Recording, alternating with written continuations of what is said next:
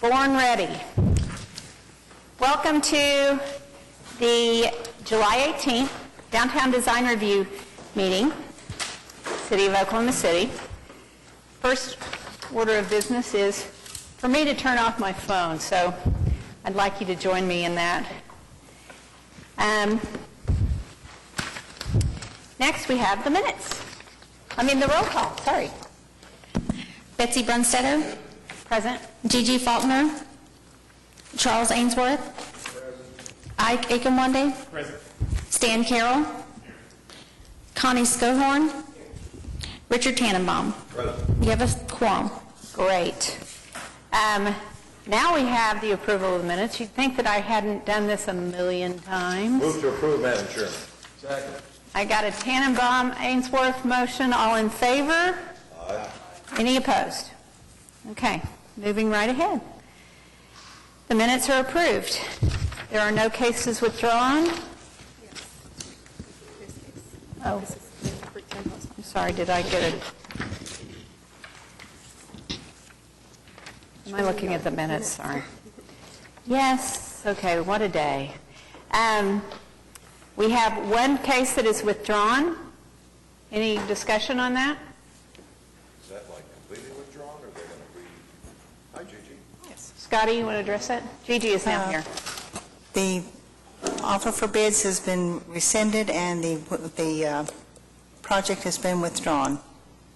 Okay, thank you. No. Okay. There are no continuance requests. The consent docket is an item for the Myriad Gardens. Do we have any questions about that?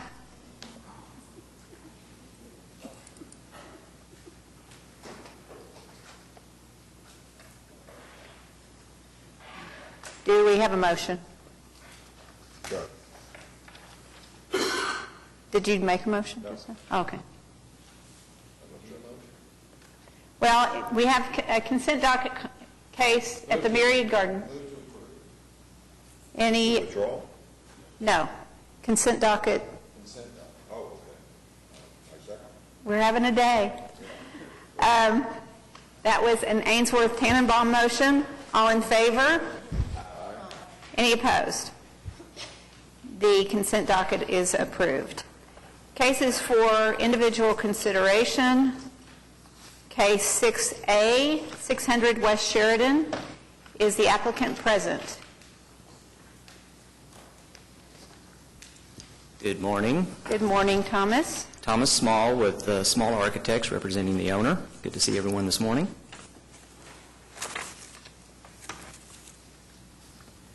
Okay. How would you like to tell us a little bit of the history? We saw this last month. You really hustled around and did some work on it. Correct. Our firm was engaged by Mr. Hunzucker to assist in providing refined elevations of the project. The building itself is not redesigned. The volume, the envelope remains effectively unchanged in terms of the floor plans. But we did do some work going to the site, providing some photographs, which I think are in your packet, with respect to similar buildings along Film Row. And we made certainly an attempt to design the exterior of the building to be very compatible with the other structures that are already there, understanding that this is somewhat of a gateway into the Film Row district.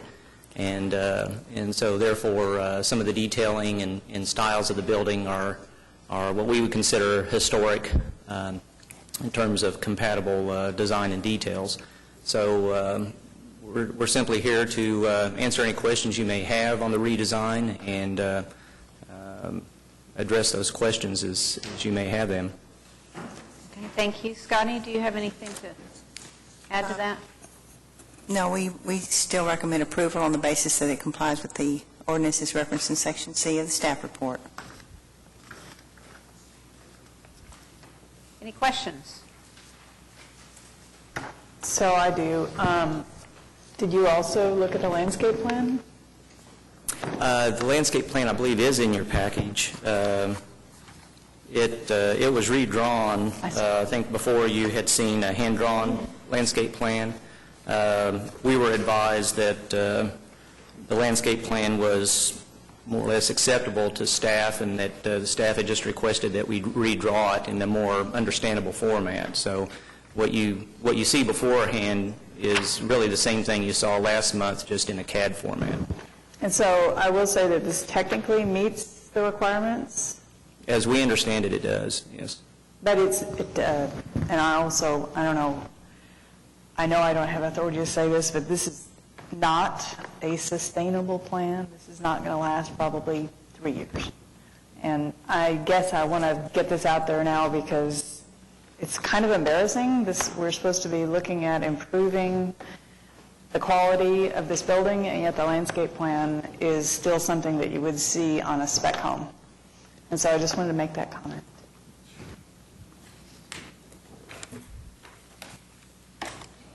Any other comments?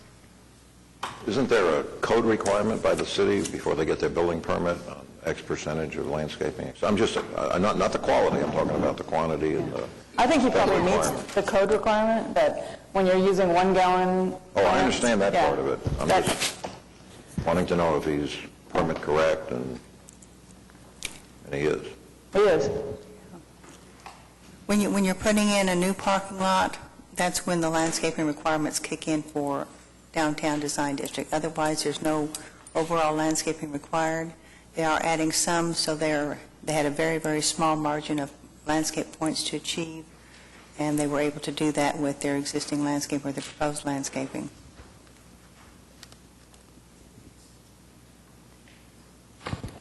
Okay. I had a little bit of a concern about some of the detailing. Some of the sizes of the brick adjacent to the windows seem like they might be difficult to construct, and they vary from one side of the building to the other, which makes it a little bit awkward. That's my concern. Gigi, did you? Well, I think that I think I appreciate the fact that you really attempted to modify the building to conform with more of the design aesthetic of the neighborhood. It seems that you've incorporated elements of many of the buildings, in fact, almost all of the buildings that are in Film Row, and it seems to me now that it's, I don't really know where my eye goes in this. I see 3 different kinds of brick. I see 3 different kinds of windows, or from glass block to an upstairs window to a downstairs window that are different. Then I see the cast stone ornamentation, and it's just, plus the wrought iron, which I like. I think it kind of echoes the downstairs window, but it just seems like it's awfully, I don't know where to look in this. It seems like it's busy. Yeah. It's a lot. It started out to be rather plain and simple, and now I think it has cluttered look to me. I think it will stick out. Bland. I think the best response I can make to your comment is that Art Deco, by its own nature, is somewhat of a busy style. It's heavily detailed, and one of the things you may be reacting to is the fact that the renderings in this case, this is produced from a software called SketchUp, sometimes exhibit the design in a little more hard-edged than what would actually be there. In other words, we're at the mercy of the materials palette that's in the software. So when it's actually constructed, I think you will find that the distinction between the various colors of brick would be less than what is maybe represented in the renderings. It wouldn't be as distinct, I think, is what you may be fearing. The pieces that would stand out a little bit more would be the cast stone elements, certainly that you see at the top of the pilasters and so forth, but I think those are probably important in order to basically convey the style of Art Deco. So we would tend to recommend not to remove those elements, because I think you would be going back to where you were before if you came up with more of a... I like those elements. I think my reference was really to the, to the amount of materials, just the sheer amount of different kinds of materials. And I'm familiar with Art Deco and SketchUp, so I understand I'm looking at a two-dimensional, rather sharp image without, without too much subtlety. And so I realize that, but it just seems like it does incorporate everything that's in the district kind of into one building. There are actually 4 different kinds of brick on this small building, so that is an issue. I know that time is of the essence for the owner, and do we have any other comments? Yeah. I have just a couple of comments. Regarding the south facade, there's a couple of issues I'd like to just kind of maybe hear verbally how you plan to address them, and that is, I was really pleased to see the parapet to be a consistent height. I was fearful when there was this single sloped roof that you'd have this awkward kind of low parapet. So I'm really happy to see that up. And I was curious, how do you plan to get the water off the roof? Are there going to be scuppers? I mean, roof drains? Because those are probably, or downspouts or something, because those are going to have a definitive effect on the south facade. Presently, the plan is to have internal roof drains on the roof, so you would not see the exterior conduits or downspouts. You'll have an overflow scupper or something on the Correct. south, so those will be fairly minimal. Correct. And then the other comment I had was regarding the way this building is really designed, with this extreme detailing that the other 2 commissioners were responding to. I kind of share in the kind of busyness or extremeness of it. And then that contrasting with the south facade appears to be more of an alley type of a facade, and that in fact isn't at all what we have here. We don't have an alley condition. We have a south elevation of a building that's very prominently viewable from the adjacent street, because this is a corner street with no future plans to actually put any infill buildings on the south side of this. So I would like to see some kind of response, maybe toning down the north and the east facades in response to the other women's comments, and perhaps enhancing that south facade with just kind of moving money around to help kind of keep that south facade. I mean, it's this incredibly detailed thing on the north and east, and then there's this just blank wall on the south. And it's a very prominent elevation that people will see every day. It's not like it's hidden, and you only see it when you go down an alley. So it seems like there needs to be a direct kind of response to the actual contextual positioning of the building. So. That was actually intentional. And in fact, when we first looked at the project, the south and the west facades were detailed more in keeping with the north and the east facades. It's our experience in our work in historic preservation and working in older buildings and neighborhoods, in order to be compatible, at that time, when people constructed buildings, they put their money in the primary facades. In this case, it would be the north and the east facades. Their dollars were stretched, and so they typically did not put much detailing and work into facades that were not prominent, which would be the west and the south. Another reason for that is because there was always the possibility that the building would be expanded on adjacent lots, which in this case would be the west and the south. So therefore, normally, and again, historically, you would not see very much of a extension of costs or even detailing in those, what I would call secondary facades, in order that this building fit a little bit better within a historic, what we consider to be a historic neighborhood, or even a gateway building going into a historic neighborhood, we didn't want it to look like a brand-new building. We wanted it to look like it fit within the neighborhood, and therefore it made sense to us that the south and the west facades would be much more bland in keeping with the other buildings that are in the neighborhood. So that was a direct intention, was actually to do that. So are you thinking that the west facade should be completely blank so that you can build another building right up next to it? Actually, the west facade, for two reasons. One, for what I just explained, and the secondary reason is the owner does see in the future an opportunity to create potentially a mural, to commission an artist to come in and paint a mural on the west side, and that's another reason why it doesn't have windows or other features on the west side, is to make that option available if the owner should choose to do that in the future. Are you building to the property line? I didn't... Not on the west side. No, I don't believe so. Oh, actually, you are. Oh, are we? According to the side plan, yes, Oh, okay. sorry. I apologize.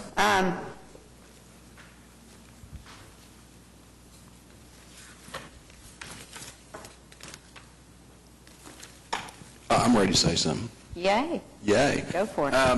You know, while I agree with almost everything my fellow commissioners said, I applaud you guys for coming back with a rendering that I do think it's far better, or at least explains the project far better to me. And I do think it complies with all the design guidelines and regulations, and I'm inclined to go with this deal, but I'd like to see some better landscaping. So if anybody else has anything to say, I'm ready to make a motion. I would like, personally, I would like to see the design come back, but I know the owner does have a time constraint. Is the owner with you today? Are you by yourself? And I can tell, just because it's a repeated theme, that having the light brick around the windows seems to be really important to the owner. I think that's where it gets a little busy, especially when you change the size of that brick from one facade to the other. And then at the bottom to go down, you know, from red brick to black brick with the white and gray brick around it.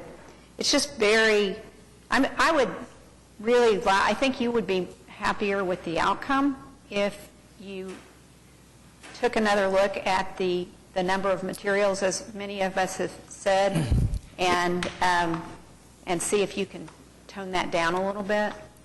The owner has explained that he does need to proceed with this project, and it would be important to get a ruling this month if possible.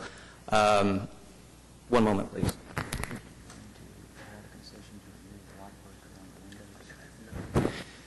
We would suggest modification to the renderings in removing the light brick around the jambs and the sills of the windows, still keeping the cast stone at the head of the second-story windows, but removing the lighter brick around the windows. If that would be acceptable to the committee, we would be willing to offer that concession for approval. Well, as you know, our legal counsel stands over there and cringes when we talk about accepting a design that we haven't seen. But we have some options that we have done in the past, and I don't know if the committee would be willing to accept this. That is, if we accepted the overall layout so that you could start the layout on the site, and you brought details back to us next month. What do you guys think? I'll go ahead and make a motion, if something to that effect, unless anybody... Well, we would question whether a building permit would be available to us in that event, because it's our understanding that we have to have approval from this committee on the design before we can proceed with building permit. My motion would be that we approve the design, and the only thing we withhold from that approval is this brick texture, color, response, and that you guys come, it's absolutely brick, it's absolutely this floor plan, everything's good, except maybe study the color of the brick and the contrasts that have been referenced, and that we approve everything else, and just come back with maybe next month, and What color brick did you want them to put on there? I would like them to reduce the number of brick colors. I mean, this is my personal, and I don't know what everybody else would like, and study where they place those.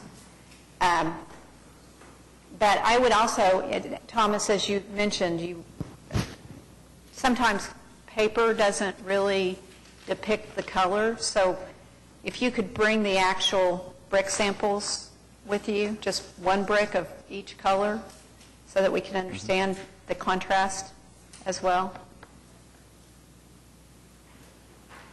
So would a building permit, with the exception of the brick color, I think that would allow me to sign off on the foundation plan, because that will not change. And so we could approve the building itself and come back with a recommendation or a condition, with the condition that they come back later with a amended color palette. It seems like you should be able to sign off on more than just the foundation. Yeah.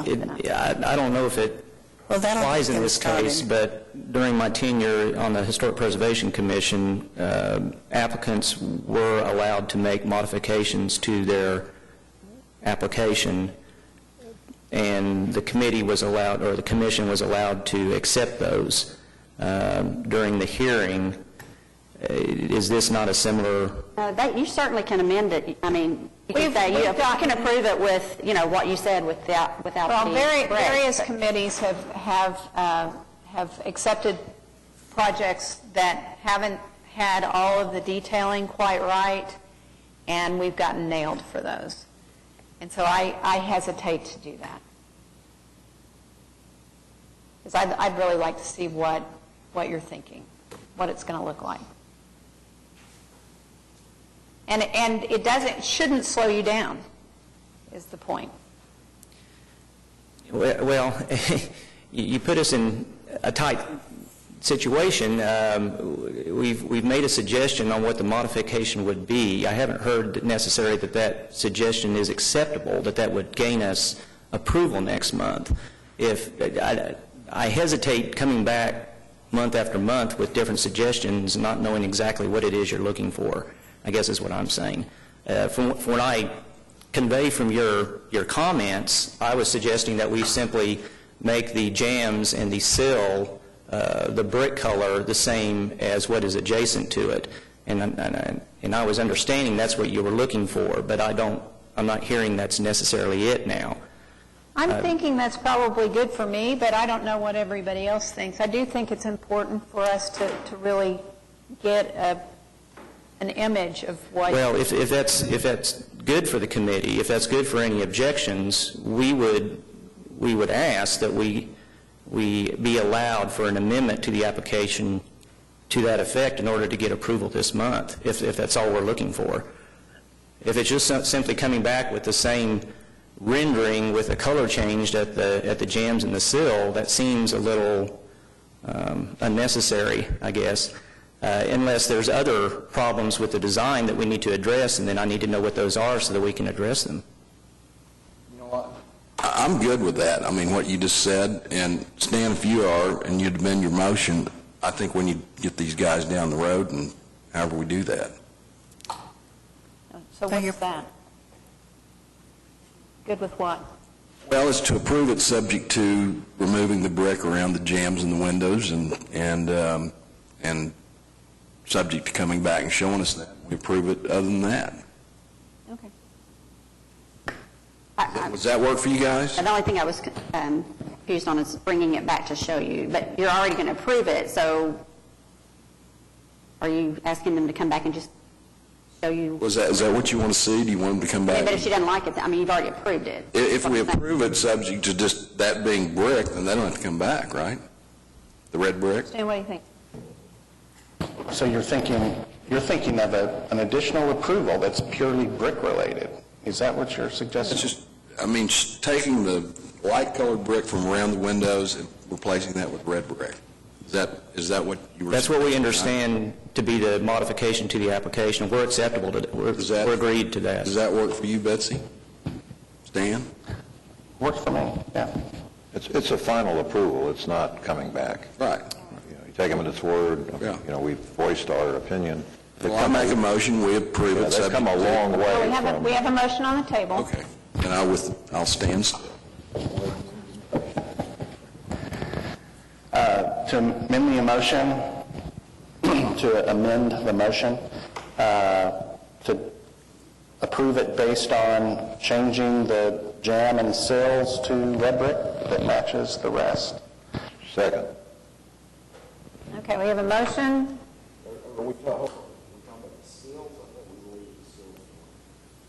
No, we're agreeable that the sills would be the red brick as well. Right.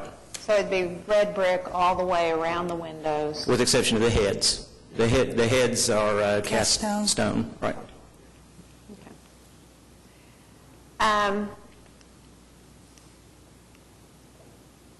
Just for the record, I think that this is not a good idea.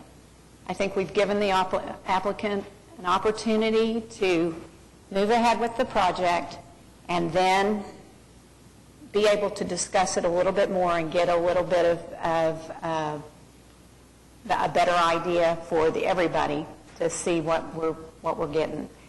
But we have a motion and a second.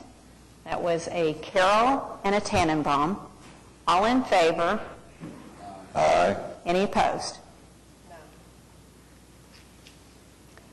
That was, and I'll say no too. So that was Faulkner and Brunstetter. Okay, your project is approved, and I do thank you for coming back and much improving it. Thank you very much. Appreciate it.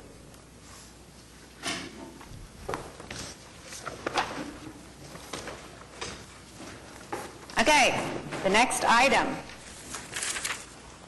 6B, 509 Northwest 7th Street. Is the applicant present? Representative of the applicant. Can you identify yourself, please, sir? Brian Fitzsimmons, Fitzsimmons Architects, 2721 North Walker. Okay. You want to tell us about your project? This is an application for demolition of existing buildings at 509 Northwest 7th. I was asked by the owner to evaluate the project and, basically determine the condition of the building, and you were, I believe, handed a handout of that. Taking an objective evaluation of the building, there's a litany of things that would require to renovate this building to make it a habitable building. Currently is uninhabitable. There's foundation problems, serious brick problems. Virtually every surface would have to be redone or retouched. Including tuck pointing, it's been inhabited by homeless for some time, not sure the length of that time. The condition on the inside is very unpleasant. And the amount of money that it would require to renovate this building, unfortunately, makes it very zero profit, basically. And the long-term objective of this is to consolidate it with the adjacent property on the corner and make a much more appropriate long-term development, larger scale, probably multi-family, and establish the corner block at Walker and 7th.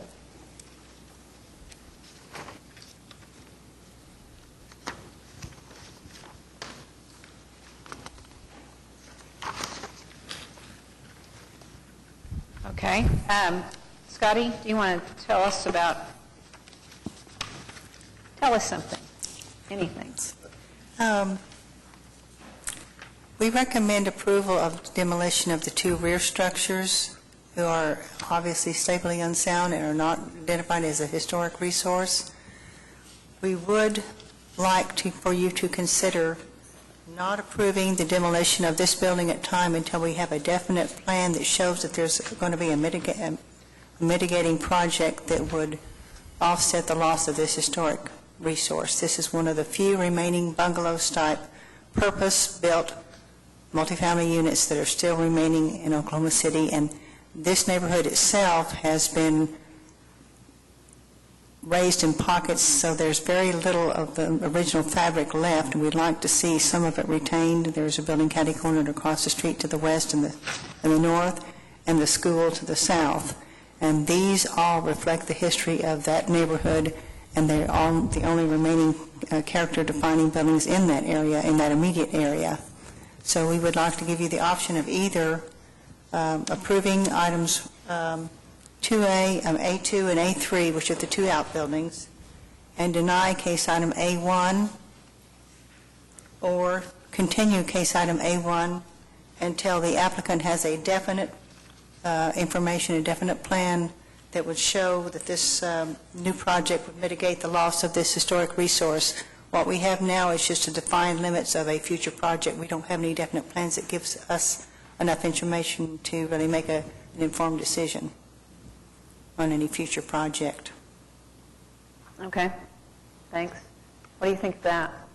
I may need the owners to actually speak to that, but I do know that the plans are to develop a larger scale project. The actual design process of that has not been commissioned. It may not be me, it may be another architect, so they would need to speak to that answer.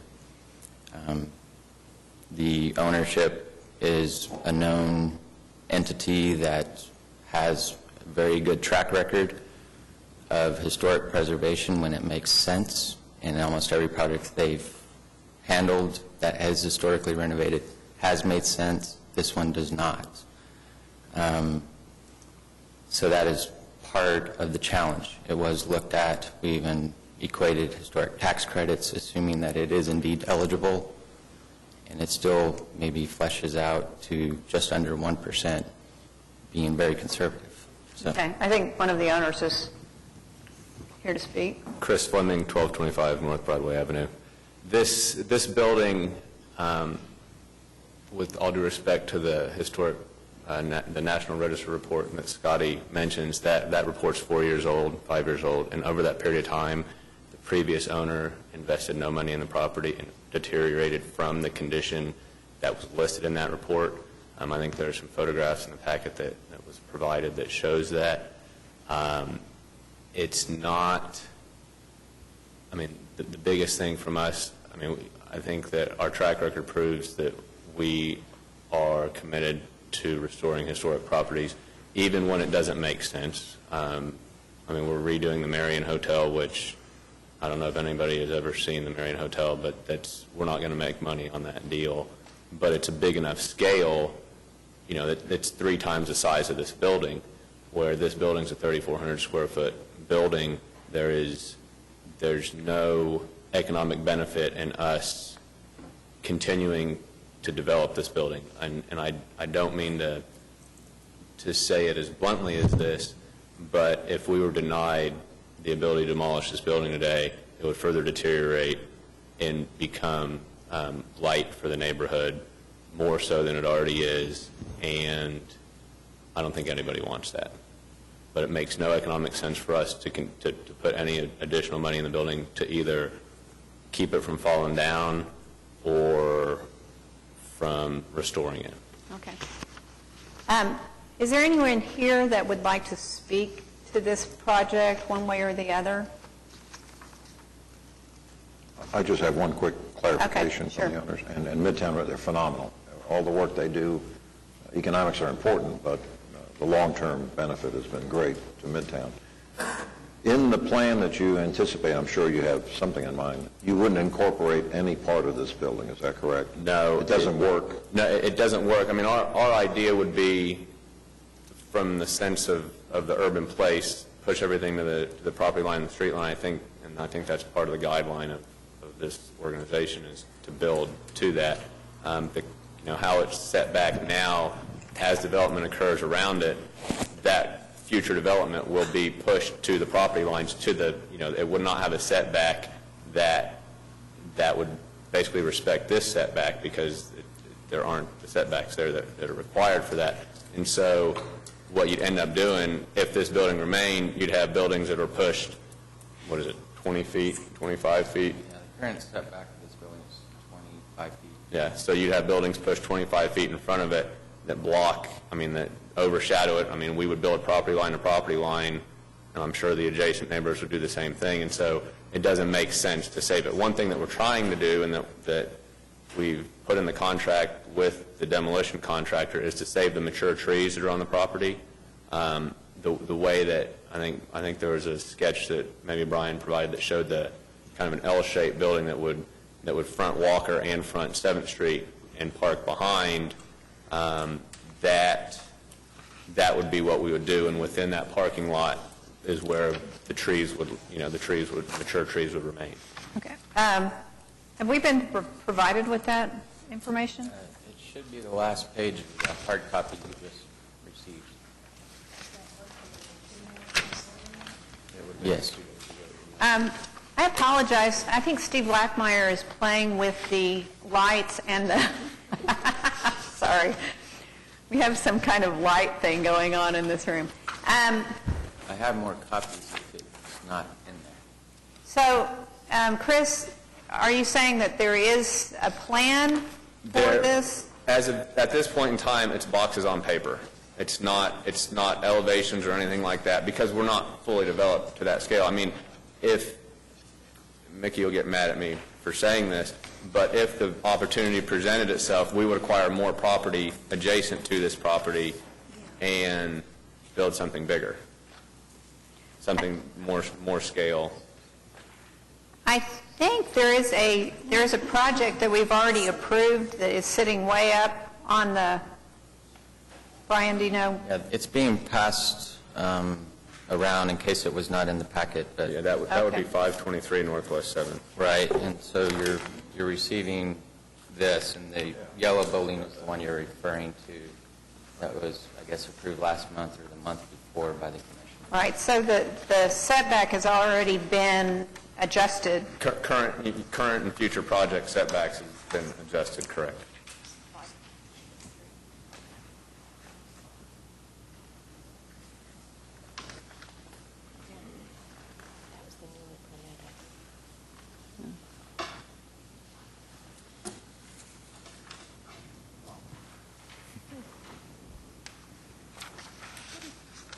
So there,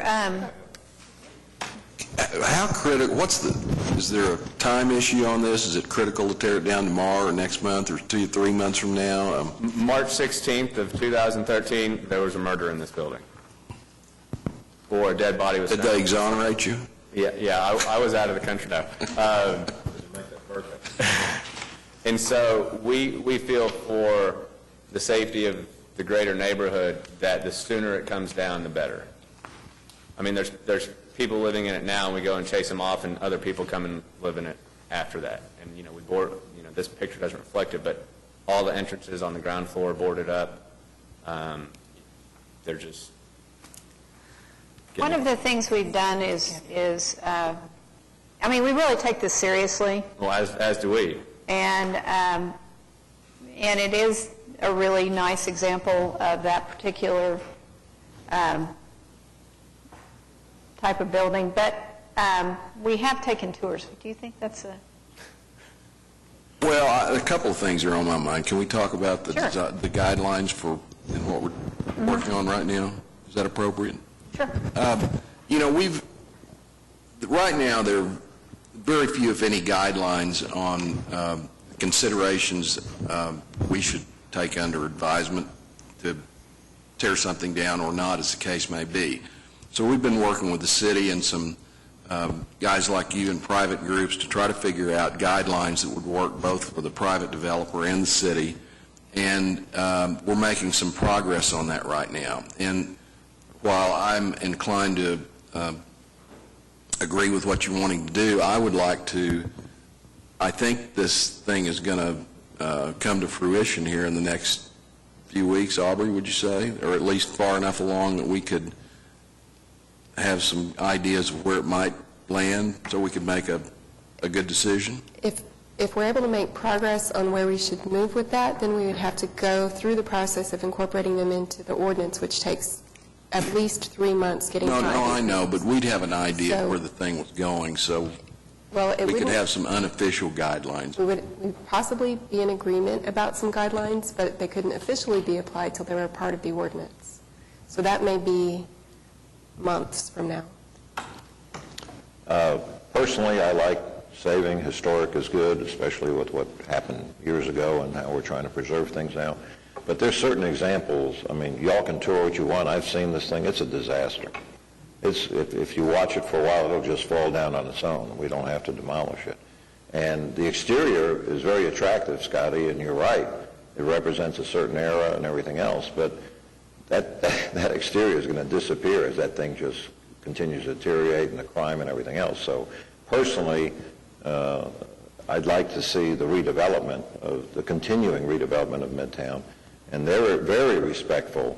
Hayden Hall and some of the other buildings, the retail thing on the Rotunda thing, I mean, they've done incredible work and they've considered it. So given the developer and their assessment of it, I personally would go along with the demolition of all the buildings on that site, just to let the commission know.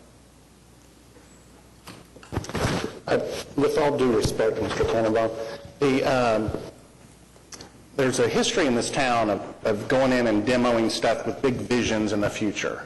And we've all paid a very dear price for that, just from an overall kind of urban fabric point of view. And our city is much less rich today because of that type of an attitude. And as much as you can, claim that the building's about to fall down, you knew what you were buying when you bought into it. And it really kind of frustrates me to see an owner move in, knows that he has a historical significant project, and then chooses to just do nothing to preserve it. So the representation that you're doing the community a service, I don't buy. And that if you really had a true heart for the community, other than profitability kind of bottom line thing, you would move in and really try to support the city and try to preserve its historical heritage. Okay, may I respond, Mr. Carroll? I wasn't through, but go ahead. I apologize. Okay, I think there are a couple things to think about. One, we don't just, there are historic buildings and there are old buildings. And I think that people, if you say all old buildings are historic, I think that is an incorrect assessment. And then I would also... I didn't say that, but... I'm saying generally. And then I'm also saying with this building, we've owned this building since November of last year. We purchased it from an 88-year-old man who is the current owner who needed money so he could go to assisted living. And it closed in 30 days. We walked around the building, we walked through the building, we said, okay, we have adjacent property to it, and that's the deal. And so there were, when he sold, and as the tenants who were living in it at the time, as their lease, I mean, basically they moved out when he left because he was the on-site landlord, and there were 2 other tenants in the building, and they left when he left. We didn't kick them out, they left. The building, and again, I don't want to say that our motivation is profit, because we've done a lot of buildings, a lot of historic buildings, a lot of buildings that were not historic before we started. For example, 231 Northwest 10th. It's a mid-century modern building at the northeast corner of Harvey and 10th Street. We had no economic incentive to put that building on the National Register of Historic Places, but yet we spent the thousands and thousands of dollars in order to do that. And we won't get to do tax credits on that building. The formula doesn't, I mean, we just won't get to do it. The Marion Hotel, I'm sure you're familiar with that building. We've committed to the city to redo that building, we're going to lose our shirt on that building. This building, it would cost, we paid $155,000 for this building. It would cost over $800,000 to redo this building, and that gives us a return on investment of less, a return on equity, not on, I mean, just on cash return, which I don't know if you guys get to pay any attention to that or not, of less than 1%. So we're better off putting the $800,000 that we would invest in this building and putting that into an online banking savings account and earn 1% interest than to put it in this building. And we feel that our money is better spent serving the Marion or serving the Packard building or serving Haddon Hall or serving the Klein or serving Plaza Court or serving the Osler building, the Ambassador Hotel, serving the Guardian building at 1117 North Robinson, serving the Pasture building at 1111 North Lee, than dumping money into this project. If you want to buy this building from us, I mean, but that's the deal. And I don't say that in jest. I say it because we are committed to, and our track record shows that we have 12 historic projects that we've rehabilitated, 1100 Broadway, 1101 Broadway. And so we are committed to doing that, and our track record shows that. And so I take personal offense that you say we don't care about the city or the fabric of the city. Well, you know, in response, this is not as much about you as it is about a general philosophy over the entire city. We've come across many projects where people want to come in before they ever have a plan of what's going on and what we're going to trade for it. They come in and start tearing down buildings. And so it just seems like there's a flaw in the process to go through and carte blanche, level a site before anybody sees what they're going to get in return. We have no idea of what kind of building or whatever is the trade-off, and it's important to make that as part of the evaluation, to understand what you're losing in order to gain something else. And so that's all we're asking is to be involved in that process so that we can understand clearly what the trade-offs are. Because there's trade-offs in everything you do in development. There's always gains and losses, and to be part of that process versus just kind of going at it step by step, oh, don't worry your little head about it, but we do need to tear this out because we've got a grand vision. And it's just, the commission needs to be involved in that process in order to make a good value judgment, and that's what we're all about. The commission will be involved in the process because you'll have to see what goes back there. Right, but it might not have been worth tearing this building down. That's my point. We have to see what we're going to get in order to make the judgment that it's worth keeping the building. So anyway, I think we've said enough, and any further discussion, or I'm ready to make a motion, either way. I think it's a good discussion, and I appreciate since having you on the commission about 2 years ago. Anyway, any other comments? Well, I don't think I would even consider voting to tear this thing down unless we did have a tour of the building. And I don't know if that's something that I've looked at it, it looks great from the street. That's all I can tell you. So if that's something that we want to do, in addition to seeing their vision, I would be agreeable to that. I mean, there's pictures within the packet. I don't know if you've looked at that of the interiors, but And they're not scratch and sniff pictures, but you'll wish that you're glad that they're not. I mean, when you go in the building. Mr. Fleming, any sense of time when you would have the redevelopment schematic, or is that something that... It could be months. I mean, because again, and as you know, as a developer, if you can acquire an adjacent lot to the property and you can do a bigger development, then that could take a long time to acquire that piece of property and to do it the right way. And so what we're running into is that this building is deteriorating and becoming blight, or even more blighted, and we don't want that in our neighborhood. He doesn't want that in his neighborhood, and we don't want that in the community. Ryan, I don't believe that we got the photographs of the interior. You were handed out Yeah. for hard copies. Oh, Here's a few if you want. They're different buildings, but get to the one that, There's 7 or 8 pages worth of interior and exterior photographs. That's what we emailed to you Monday, Tuesday. it is an issue that we're dealing with like all the time with the historic and these new guidelines that help us be fair and impartial. But Yeah, and I know the controversy you guys faced a couple of years ago, and I appreciate that.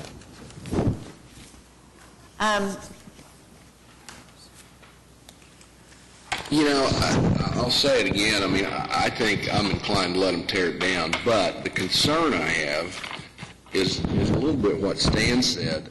I think we're going to see other projects coming down the road here that want to tear something perhaps more significant down, maybe without having a plan. And so I don't know if this would set a precedent for that or not, but I appreciate where you guys are coming from, and I'm inclined to agree with you, but I'd still like to maybe postpone this a month or whatever and kind of see where these guidelines are going. And give some of us that would like to have a tour. And I'd like to give some real thought to this, because I think it has more ramifications than just your project. And I know that, you know, I may not be much, but I'm all I think about. I get that. But we've got to kind of think about the whole deal, and I do think this could set the tone for some other stuff. And if you want to call it. we are, if we're So if it's careful, not, you know, people aren't going to, you know, would you be amenable to bringing this back next month, or? What I would ask, if that's going to be the decision of the committee, is that you allow us to go with staff recommendation and continue the third issue, which is the bigger building. I mean, continue the third of the demolitions. But along with that is that I'm going to guarantee you that we're not going to spend any money on that building over the next month. We're not going to spend any money on that building over the next however many months it is if you're going to require a plan from us. We're just not going to do it. We'll let it deteriorate and fall down. And that is not what we do, but that's what we would do in this case, because it makes no economic sense for us to do that. well, perhaps the staff recommendation is the motion, and we also set up a tour, as we've done on a fair basis in other properties, and assess it better. And we would welcome that. I just, you know, bring a nose. And I'm with Stan. I mean, we'd like to see what we're getting in exchange, and I agree with Chuck. It's a whole problem for all of our districts, and we don't want to set a bad precedent. Sure, and I understand and appreciate There are it. other developers that aren't of your quality and thoughtfulness, so. well, What? I'm not thinking you want to go with the staff recommendations straight up. No, on the other two buildings, we would, and then continue the third. So we need a Well, that's motion. Yeah. Stan, you were rocking. Yeah, I'll make a motion to approve to demolish the back two buildings. Approve. On the basis that these items are not in conflict with the guidelines of the Downtown Design District zoning ordinance, as referred and referenced in Section D of the staff report. Does that seem adequate? No, Oh, and yeah, and continue the discussion on the front building and schedule a tour, maybe even, perhaps. I'll second Can you that. clarify is that two separate motions or one motion? And I don't think the tour One motion. needs to be included in that. What doesn't need to be included? Whether or not you have a tour is not, Okay, strike the tour comment. but you're going to continue the primary building until next month, after you've possibly had a chance to tour it, to determine if it's a historic significant or not, since we don't have any other criteria. What she said sounds perfect. You're so good at that, Scotty. Paul, are you okay with that? Okay. And we have a second from Ainsworth? Okay, so let me just rephrase. Thank you, because I don't know what I said. Okay, so the motion is to approve the demolition of the two back buildings and to continue discussion on the main building until next month. And hopefully, those of us that would like to tour it will have the opportunity to go through it and confirm that it's in as horrible shape as your pictures show. Is that right? Perfect. All in favor? Aye. Any opposed? Okay, logistically, how do we go through Scotty? Thank you, guys. Thank you for being here and living through our process. Anyway, the next item is item 6C. This is the applicant present? I thought that might be you. Please state your name. I'm Rod Baker, and I'm representing Mode Development. We'd like to be able to discuss the issues on this development, any questions, or things that staff brought up. Do you have a formal presentation or? Well, I came prepared to answer the questions that were brought up with regards to potential continuance, and we have photographs or we got renderings that we can show here of the color renderings of the exterior of the project. First, you have plans in your hands there, Right. as well as some information on materials that were one of the points brought up. Scotty, did you want to go over it then? Our primary issue with this is the way it addresses the street and the lack of a building to pedestrian environment or any enlivening of the street. The whole project itself turns inward so that it faces the inner courtyard and pretty much shuts out any activity along the street frontage. The material may be a questionable material now. We have learned that the application of this same product on the Myriad Garden structures has not proved to be durable, so we question whether or not this is a suitable material for a residential use, given that there will be the opportunity for more direct contact with it. But that is just a guideline, so that's a concern, but that's not going to hold it up. Our main concern is the orientation of the buildings and the lack of transparency along the street frontage. So our recommendation is that you continue the case to allow the applicant the opportunity to provide additional transparency, to reconsider the use of the fiber cement panel, and to include street trees along the street frontages. My partner in this project has used this product extensively, mostly in the northwestern part of the country, for many years. We've got pictures of some of those projects. That one PDF file has got his picture in the front of it. Yeah, right there. What does that tell us about the material? We have a lot of instances of the use of this product. It's got a 30-year warranty on it. It's qualified for this climate and area, you'll see from the information there. So we're satisfied that it's a good use and it's a durable and long-term use for it. So I'm not sure how we're going to be able to come to terms with the idea that it might not be, since it does have a long warranty from the manufacturer. I was wondering if you could just walk through, do you have the elevations on the computer where you can kind of walk us through? The elevations on 9th Street There. have no, that's the the That's courtyard. that's the north elevation of the... Okay, that was it. There you go, okay. Right there. Right there. That's the elevation on 9th Street. It does have quite a bit of window, but it does have some screening material for sun and that type of thing, a little bit of visibility from being close to the street, but it does have quite a bit of glass application on that side of the building. Probably as much as many of the other projects that have been built recently in the Flatiron area and that type of thing.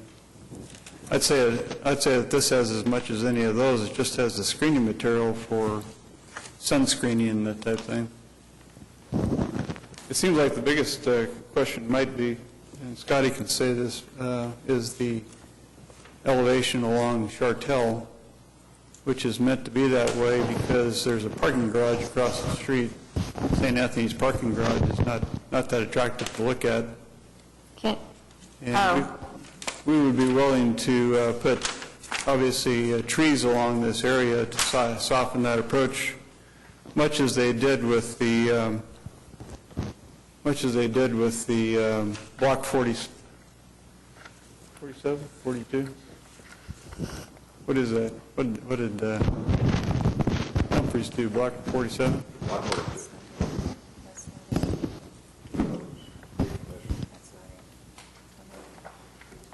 That project has very large walls right along the sidewalk. It has more windows as you go back into the project, but along the sidewalk, it has sheer walls along that.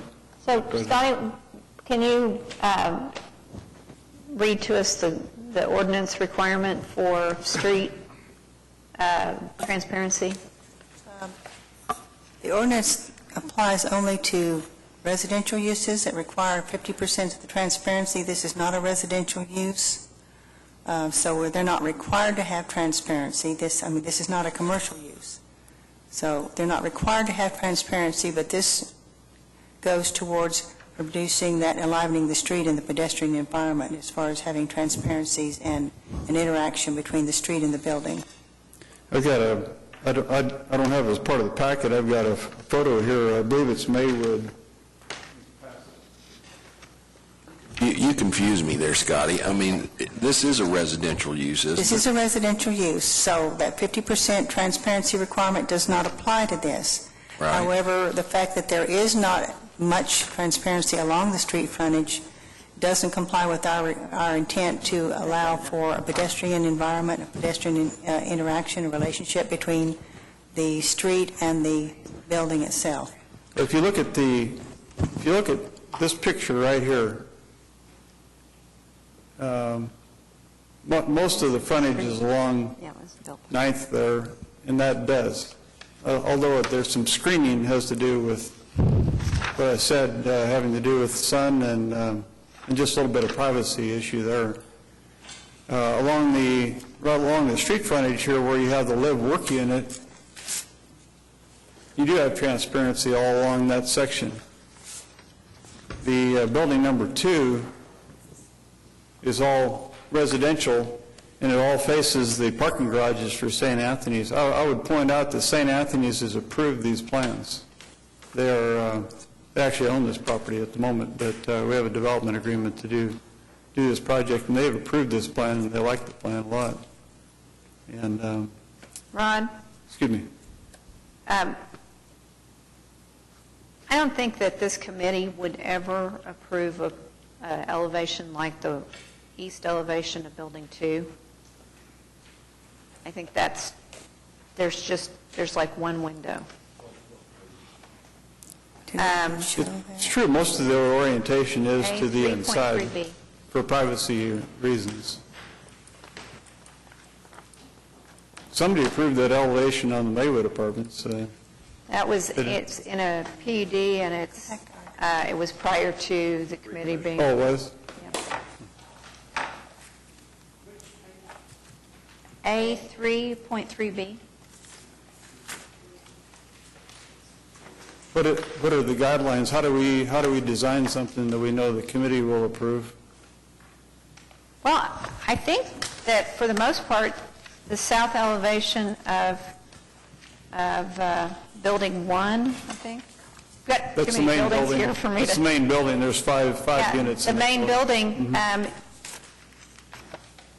for the most part, would be okay. I think making the window bigger so that you could actually see out would be beneficial. Because this really is a residential area. It's not like these It is. apartments are It facing... is, but they didn't want people looking Commercial street. directly into the unit at that street level. Do you have a window in front of your house? Huh? Well, there's a lot of different units coming online now. There's a lot of different ways of doing this. Like I say, James has done this very successfully with this kind of design throughout the Seattle area. For years, they've built hundreds of units like this in that area. Paula, do you want to go down to 3.3B?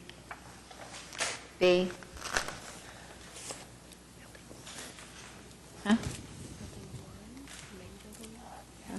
What page number is that? That's the side elevation. I mean, I think there is kind of a conundrum there. I mean, you want transparency, but, I don't want to live, cars weren't going by going, hey, there's Chuck, I mean, I don't know if you had a glass curtain wall there, how comfortable that would be for people to live there. Yeah, I mean, I think most of that elevation is glass. We just happen to have a screening material there to keep, for What elevation? those reasons. Of this elevation? Most of that is glass? The south elevation? Oh, the east, no. Of Building 2? Building 2, yeah. We, like I said, I mean, I think there's mitigating reasons for why we don't like the view at the east, but, and I think we can, as it showed in a couple of those pictures there, you can change the looks of this with having some trees out there and that type of thing, but, which we would want to do. Could I offer up I kind of like the east elevation of Building 1, because it has that live-work way. Yeah. Does it make any sense? Can you any way make your, financial model work that's what by people- making Building 2 also a live-work, so that you could put some transparency in that east elevation of Building 2? I think we have room here to do that, I don't think. I mean, But I think we could add some glass to that side.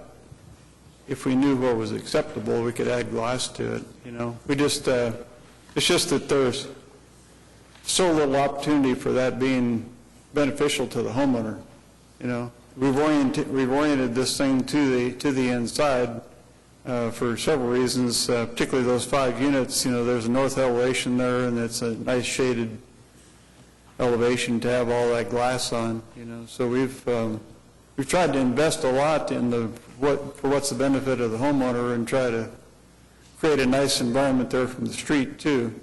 It's just that building, it's just that particular area you're talking about, because most of it is that glass that's along the live-work unit, plus there's an open span there where you can see into the courtyard and that kind of thing. Well, there's a certain amount of safety and a certain amount of assistance that a homeowner has to be able to see outside their space, not just the looking in, but the looking out, and making sure that you can walk out that door without stepping on a homeless person, say. And all of a sudden you create a blank wall, and it creates a little bit more opportunity to ignore the fact that there is a living unit there. Well, as I say, most of it's oriented to the inside. That's where the access is, the garages are there. That's where all of the activity is going to be for those particular units. They have a little yard area, and so everything is oriented to that. The rest of it's, they'll never go out that way. So there's one other issue that we haven't brought to the surface here, and that is what I would call the west elevation of Building 1. And I'd be really surprised if the owner of the adjacent house isn't here. how tall is that wall? How tall are these things? These are 50 feet or something, or, no, 30, 34, 35 feet or something? 35 feet. 35 feet. 3.0B. The A30B is the west elevation of Building 1. There's a house that's just, 5 or 10 or 15 feet away on the west side, and you've just put a 35-foot wall. Right, I mean, if I was that homeowner, I would be a little frustrated. I mean, I understand that they probably meet the height limitations and those kinds of things, so there's always those kind of serendipitous moments when, and I guess I'd leave it up to that property owner to step forward if he's interested, but if there's a way to soften that west facade as well, at least show a certain amount of respect to the people who are located on your west side. That's a 30-foot wall right there. So anyway, that's just kind of an issue that I'll throw out there for people to think about. Hadn't been brought up yet, so I didn't thought about it. So they're actually setting that building off the property line a little bit, is that right? About 10 feet, I think. I believe it's 10 feet. There are certain exciting aspects of this case in that there's interest in this area, and for good reason. There's also some kind of scary things because we're, just across the street, I believe, or maybe it's down one block, we have some very restrictive setback issues, and you might call these restrictive, but a developer can use the entire site. But right next door is a house that was built in probably the 20s, and it's sitting back like residential homes did in single-family environments. And so it's going to create kind of an issue with that house, and I don't know exactly how you would soften that. I don't know. I mean, the thing that comes to my mind is this guy's done, a gazillion of these, it sounds like, in Seattle, and they made, very successful up there, and, and actually I kind of like, parts of this project, and that, but the thing that really signifies a very well-considered project is one that basically takes into account all that contextual fabric, the surrounding areas, the adjacent property owners, and it addresses and responds to them in a sensitive way. And so I don't really see that. It's kind of like you've plucked this project out of Seattle, which is pretty nice project, and then just kind of plopped it down without any real consideration of those contextual issues that if I'm looking at things, I consider the contextual issues the thing that it's the dog and the tail is the rest of the project. So you consider those contextual issues initially so that you know what you need to respond to and address, and then let the project kind of be an evolution of those considerations. So that's what I would love to see, a little more love, on the perimeter. A little more love.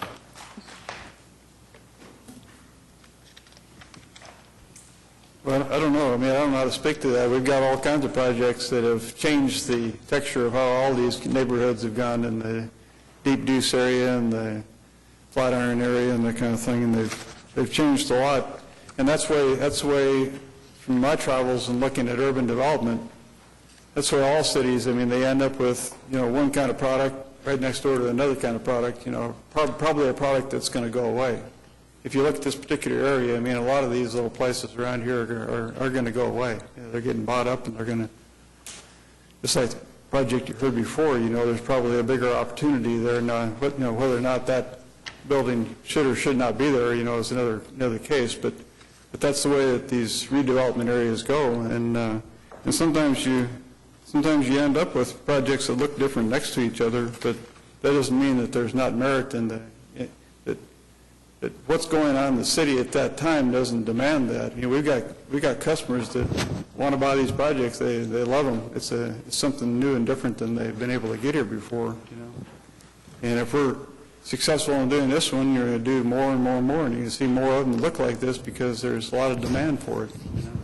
So, you know, if the house had already been demolished next door, we wouldn't have to worry about it, I suppose. But yeah, that's what's happened in most of these lots around there, is that they've been cleared for, you know, more modern development, I think, you know. I mean, that's what it looks like to me.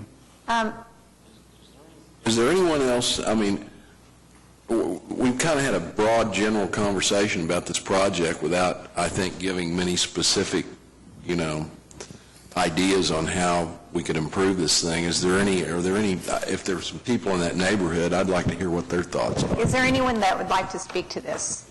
Would like to come forward and state your name and...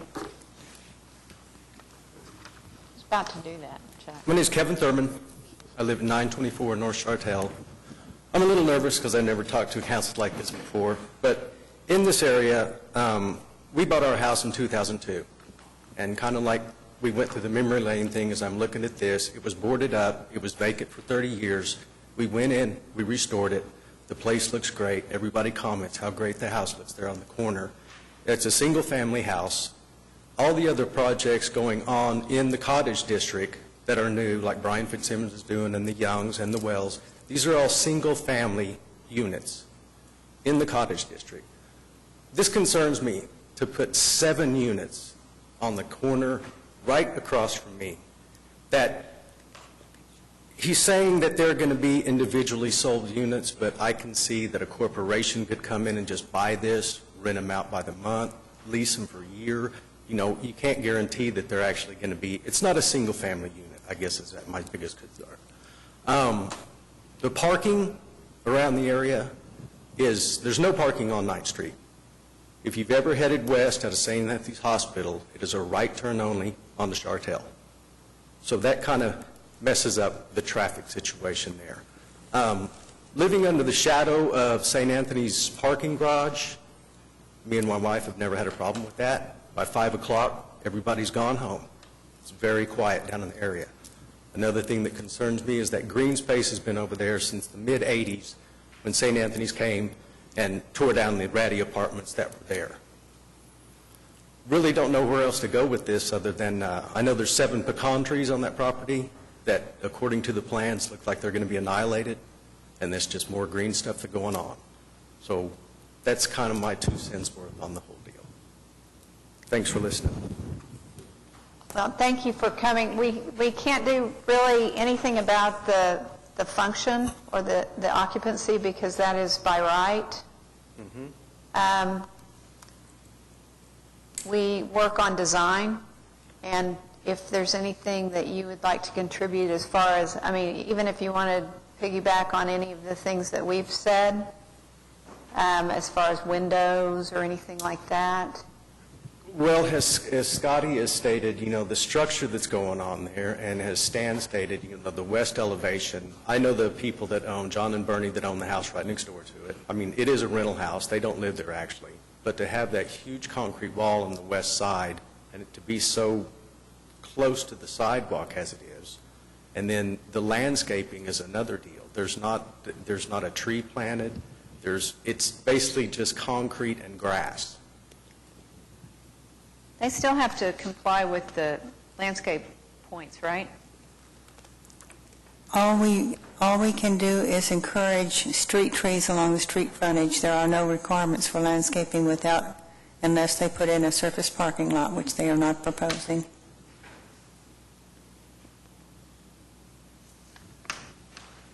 And then another concern I have is there's a vacant property you can see right directly to the south of that, and if a 7-unit gets approved to go on that corner, what's to stop some developer coming in there and putting 20 units on that property? And somebody else stated earlier that a lot of demolition has gone along in that area because people have not wanted to come and fix the houses up. Now, there is a house at 813 Northwest 9th that's just west of the one directly next to that that Mr. Peebler has gone in, and he is remodeling, and he is redoing that house. Is it one of those? Yes, it would be the one on the top right corner.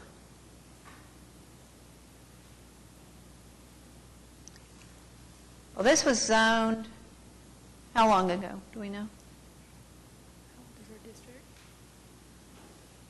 So it was,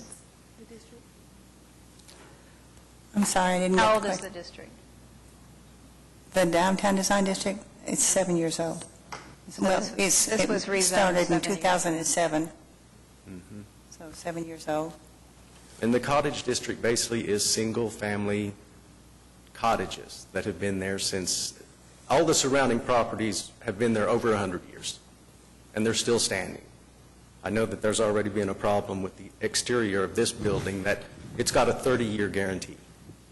These houses have been there for 100 years.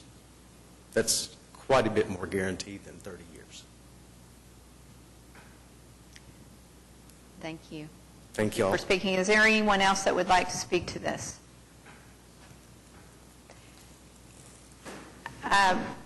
Rod, would you agree to a continuance so your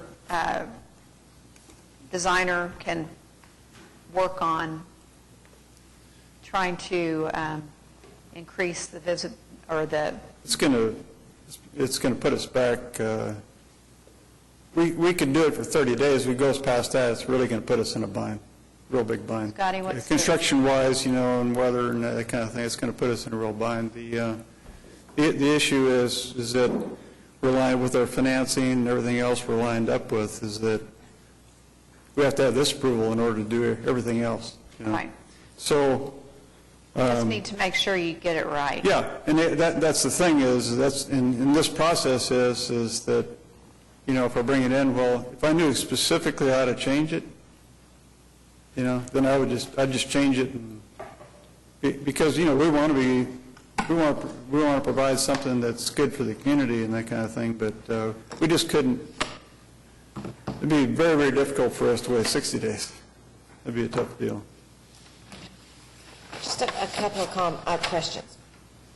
Have you considered any other exterior metal other than the hardy panel? Metal. Metal? We've been discouraged from using metal. By? Architectural metal.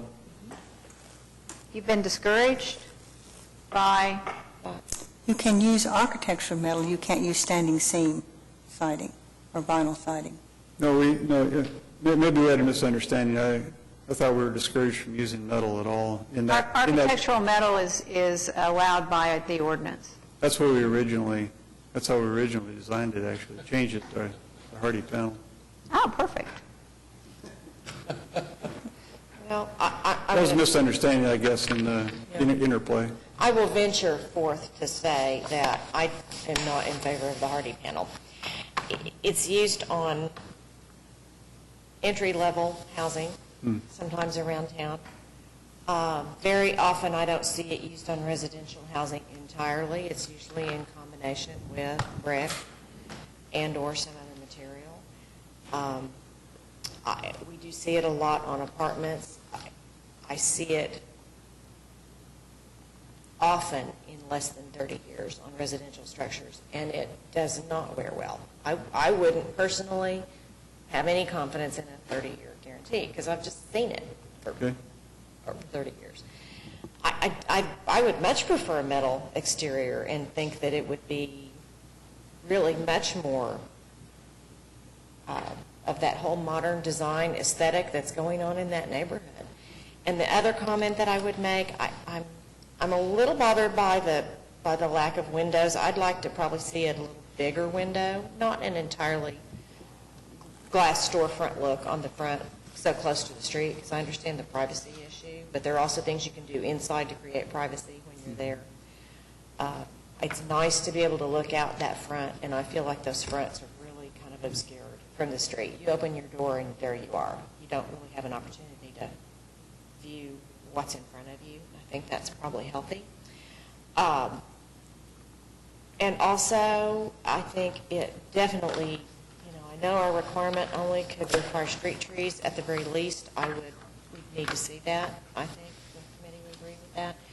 and perhaps some other landscaping to really give it that neighborhood feel. And to understand also that these are condos to be sold individually. Actually, not actually condos, actually, they're actually going to be They're actually owned. platted. They'll end up being platted in such a way that for individual ownership. Oh, you can do that?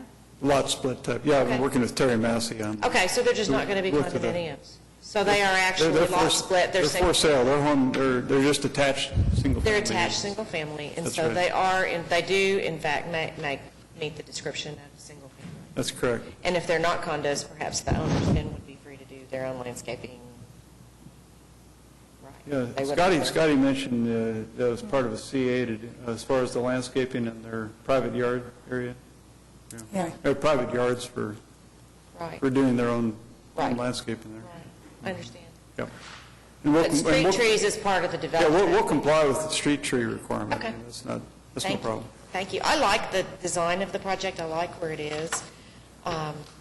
I do have the understanding that it's single-family and that there are structures like this all over town. And, as a real estate broker, I'm comfortable with that. It's just closer together. And we see that kind of thing in even detached structures where we call them patio homes or garden homes where people want low maintenance. Yeah. So that doesn't really cause me discomfort because it's not multifamily. It is single-family. But I would love to see a consideration of a different material change. I think it'd bring higher quality to the project. Okay? And more windows, a reasonably more amount of. Is there a process here, and we'll of course submit them to staff, that kind of thing. Is there a process by which we can feel like we're doing something that we could live with? I mean, I'm used to being able to, when I was on Board of Adjustment, you can kind of modify the deal and get it approved, and stuff, but. We try to be very careful not to design things for you, Right. because, and therefore, there's a lot of understanding that you're designing the project, and to a certain degree, we have to live with the design if we approve it. Yeah. But I think there's just some overarching issues. One is the west elevation of Building 1, that just the coldness, the hugeness of that building next to the house, and then the east elevation of Building 2 is also a concern. I don't think we can change the design of that building, on a site. I mean, if you're talking about having some windows there or something like that, that'd be one thing, but I don't think we can just take it away because we can't. That's why you have an architect, right? It's true. I mean, if you're asking us to take away the basic design of the deal, I mean, I think it would ruin the project, I think you take our comments back to your designer and see what they can, but you might tell them we really are concerned about those windows, the interaction with the street and what that blank wall does to the neighborhood. Okay? And the material, yeah. I kind of felt like Gigi fixed that one. Sure. Make a motion to continue the project for 30 days to the next meeting, to give them an opportunity to go back and take a look at some things and come back. Actually, August 15th. Oh, that would be the next meeting, is August 15th? Okay. So we have a motion, and Ike has made a second. All in favor? Aye. Any opposed? Thank you. Thank you. Okay, now, boy, this has been a long meeting, and we have a couple of presentations. So, let's go. Thanks for being here, you guys. We have a presentation by the Bomasada Group. Thank you. My name is John Gilbert. My address is 166 Glenway Drive, Houston, Texas. I'm partner with Bomas Auto Group. We're multifamily developers, and we're here today not to make our formal presentation, which will probably be in the September meeting, but my architects, Frank Andre and I, are going to make a presentation on a proposed 330-unit apartment project on the corner of Oklahoma Street and 6th. Thank you.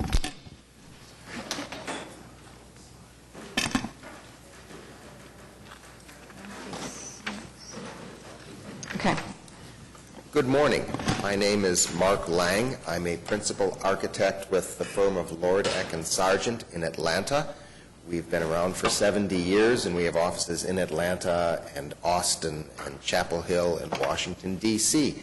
And we are here today to initially present to you the design that we're moving forward with for a site at the corner of 6th Street and Oklahoma Avenue, which is in Automobile Alley and at the northern tip of the downtown design district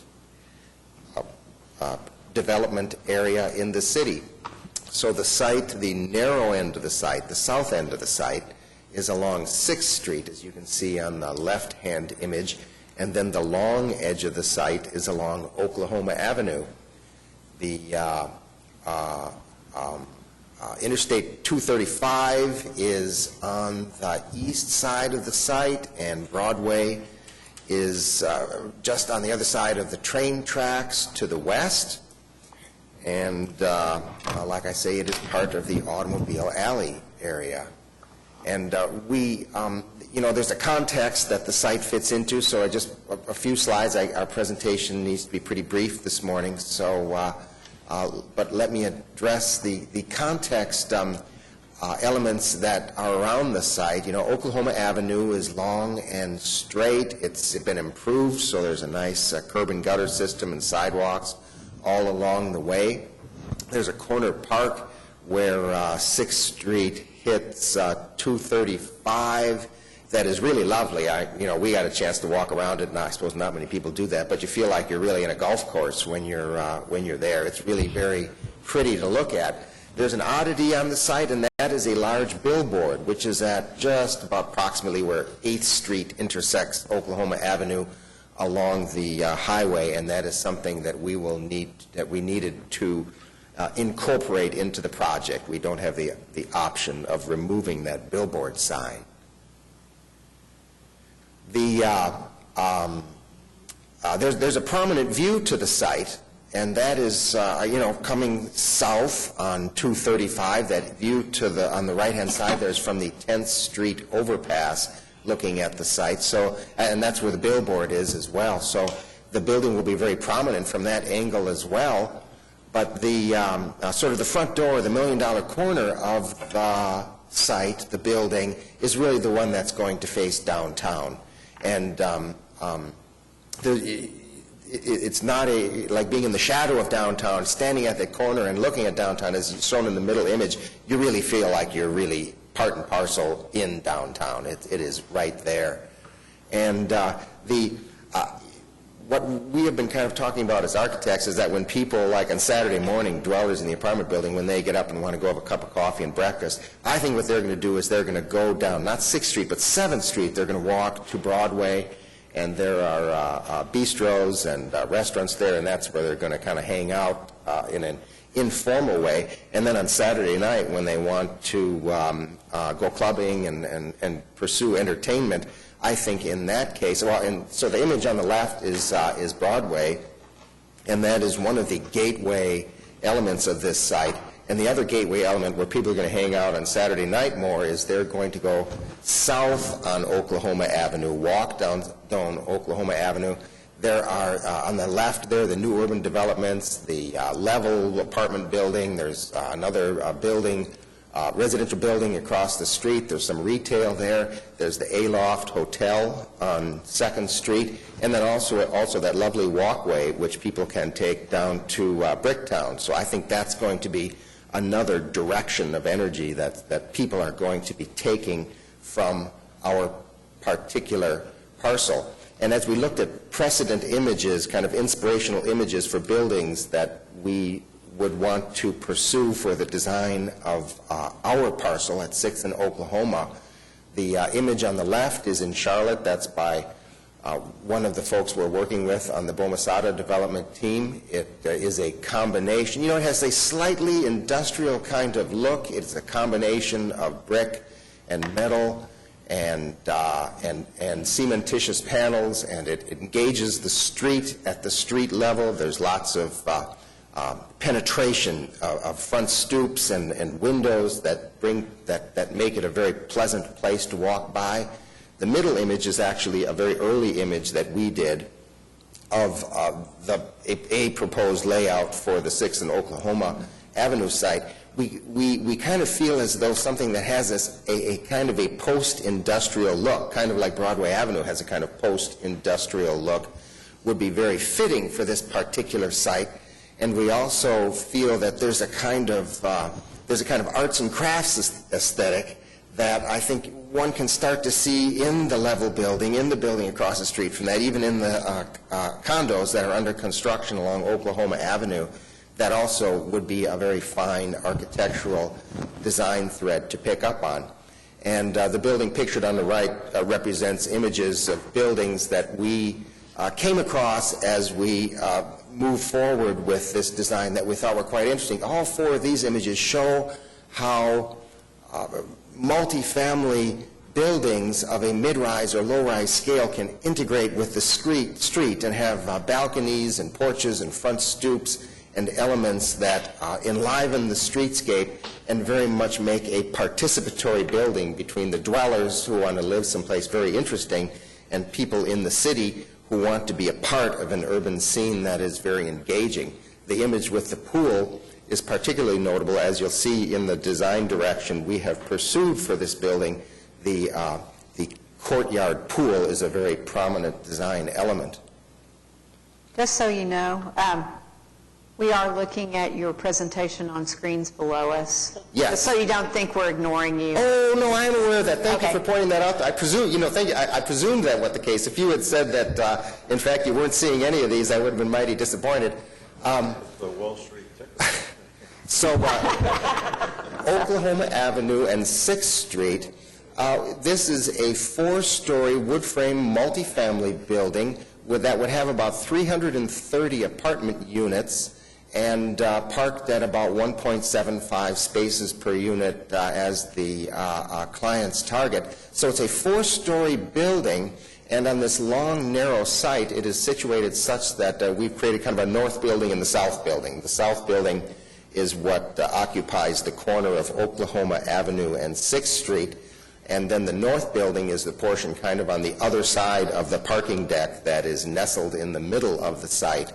And the sort of red area that is in the, let's call it the lower right-hand corner of the parking deck, that would be the lobby and the leasing area and amenity rooms. That would include club rooms and fitness rooms and business centers and things like that that are typically populate apartment buildings of that size. And what we've done is we have clustered those elements so that they are facing both Oklahoma Avenue and also the courtyard. So there's a very participatory sort of integration of indoor and outdoor elements that stretch all the way from the interior courtyard to the street to activate and enliven the street and make it a very lovely scene. And then kind of the other red sort of spot that's on the other side of the parking deck, the north building is going to need its own amenity rooms and amenity functions, 330 units. There's a lot of units, and we are going to have to some extent, spread the amenity functions so that all the dwellers in both buildings will take a lot of pride in the places they inhabit. And then there's kind of those two orange elements, one along 6th Street and one along the north end of Oklahoma Avenue. Those represent the sorts of places. There are places along 6th Street and Oklahoma Avenue where we want to create architectural focal points, where we want to create more of a village with the building than a large fortress-like impenetrable block that is very efficient but is not a delightful place to live, nor is it a delightful place to pass by. Here's a section through the building showing the 4 levels of wood frame construction along Oklahoma Avenue on the left side of that section where the streetscape is shown, and then a 6-level parking deck which is wrapped by residential units, and then the residential units on the right-hand side, which would be overlooking I-235. There's a SketchUp model we're going to show you in just a moment that we'll get into the detail of this building, but it is a long facade, and so we need to address the facade in a way that will be very interesting and not to say broken up, that's kind of the wrong word, but we'll have these architectural moments, these points of interest that will give each part of the building architectural character, so people can stand on the outside, dwellers, and say, I live near that part, I live in that element of the building. It has to be interesting and it has to be engaging. And you can sort of start to see, even in this very initial SketchUp kind of model, just straight-on facade view, how elements along the skyline will stretch from 6th Street to the north edge of the building to make it a lively design composition of a building. And one of the things that is going to make this building rich and engaging is streetscapes. And this is 2 sections that, again, are taken through this very preliminary SketchUp model that we wanted to share with you to show you where we are going with the design. That would show kind of a wide sidewalk condition on the left. That would be right in front of the leasing area and lobby. And then on the right-hand side, as the building jogs back and forth with different relationships to the sidewalk, there would be tighter sidewalk conditions as well. So in one kind of...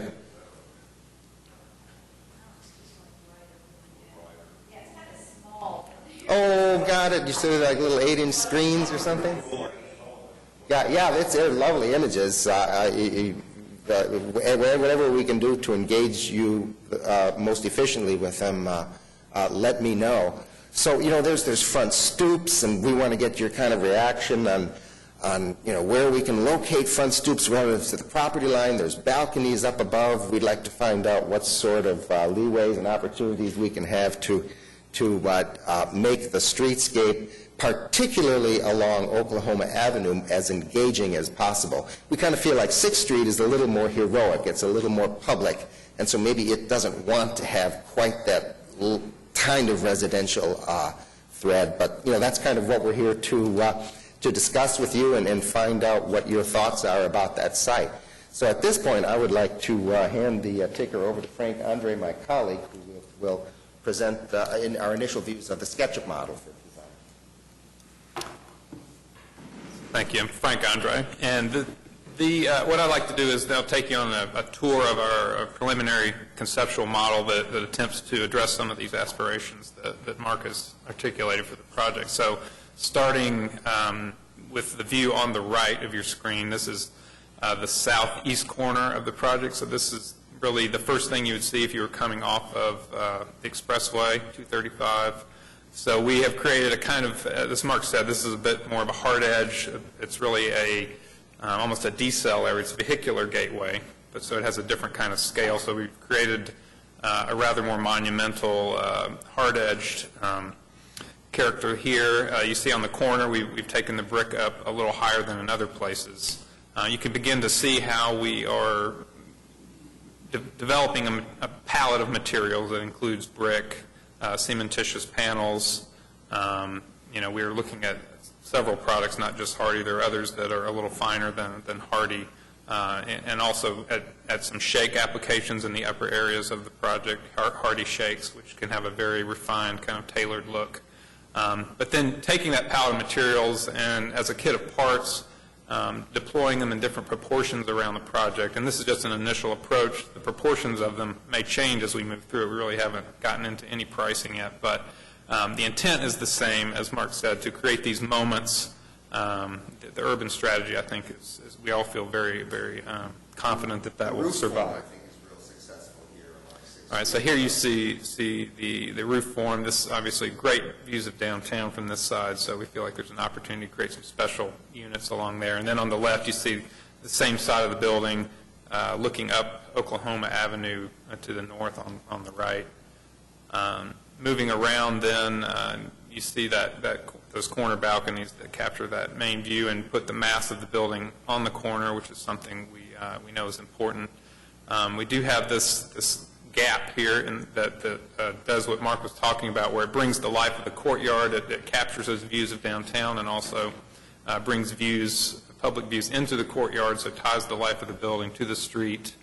And then you can see just beyond that, moving left on the right-hand image, that part of the building Mark was talking about, where we have concentrated the more public aspects of the community, the club rooms, the leasing, the lobby, the fitness rooms that bridge between the courtyard and the street, and would have a higher percentage of glass, meeting the guidelines of 50% glass. We think that, and also creating some double height space there, so it really has a nice pedestrian feel. On the left, just a very preliminary view of one of the reasons we put the gap there is to bring in those fantastic downtown views into the courtyard. We figured as a group, your goal is to kind of make sure that the exterior design is enhanced to the city, and we also want to make sure that the dwellers who will be in that courtyard area, we want to make a place that, and we feel like the $1 million view typically is toward the exterior corner. For us, the $1 million view maybe from the courtyard looking out toward downtown. And then moving north on Oklahoma Avenue, here you see the main entrance, the main lobby to the project. And what we've done with this part of the building is we're pushing the edge of the building back a little bit to create a more gracious entry and creating an ever more transparent expression as you move towards this entry. And this is both the primary pedestrian entry as well as the primary vehicular entry into the parking deck, which is behind this layer of residential. So it's entirely screened from Oklahoma Avenue. And then the image on your left, the left-hand side of your screen, is as if you turned your head left, and now you're looking back north. And you see that secondary moment, that's the north building, the E-shaped building in plan, and you see we have another sort of vertical element there that would also house a kind of a club room, lobby type functions for that particular building. So again, another opportunity to break the building down and create another kind of iconic element. And then you see the mass steps down, and then again we've got a higher element there with some those would be mezzanine type units is the thought. All right, Frank, they gave me a microphone now. On the previous image, we're proposing a roof deck, actually, feature for all the dwellers at the corner of that north building. And then you can also kind of see the modernity. In that left-hand slide, there's a roof deck amenity there. And then the right-hand side, you can see the kind of contemporary, post-industrial arts and crafts kind of design that Frank and I have been weaving into the composition. And you can see we're introducing the idea of color to creating, it's a simple way to create some variety. We're trying to strike a balance between a unified project that has a common identity, but one that has, as Mark said, a variety of characterization so that people can identify where they live and they have a sense of place within the very large project, 962 feet long. And then finally, the image on the left is an approximation of what you would see from 235. So you see the ends of the E. You see the billboard there is the white rectangle kind of in the middle, which does a good job of screening that one place where the parking deck is exposed on the highway side. I can point to it on the screen. If you've disguised it that well, that's very good. It's right there.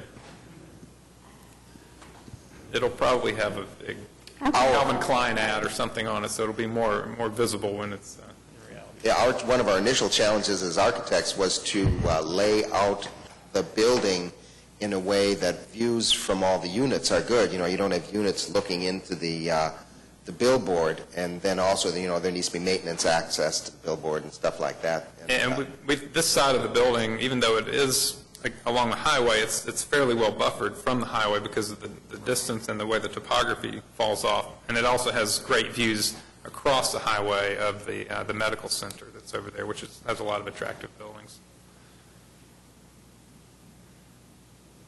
I think that concludes our architectural presentation. I want to make the statement that I am so excited about this. I was driving along Oklahoma the other day and noticing what a great site that is.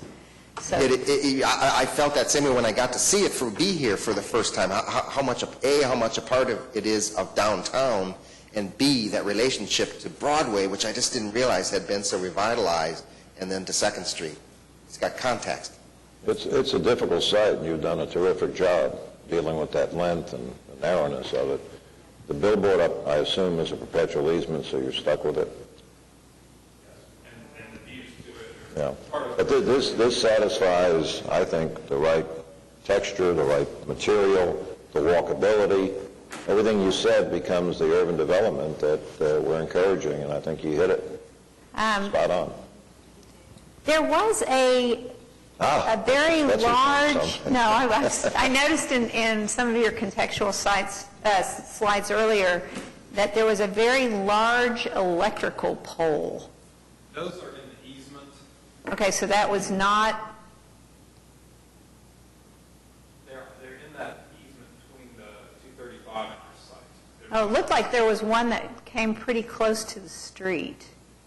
I know you've probably studied this, so. Let's see which one it is. There is one to the north that moves closer to. Yeah, up by 9th Street and 10th Street, the electrical lines do cross. That's ODOT property up there. They're all on ODOT property. Oh, okay. So you're well aware of those. Oh, yes. I really appreciated the use of the brick, because I think in that area, especially as it ties down to 9th Street and Broadway, red brick seems to be a very popular, and it'll make that building tie back into the existing context. There was that one elevation at the corner of 6th, well, when you come into 6th from the highway, where you pointed out that you brought the...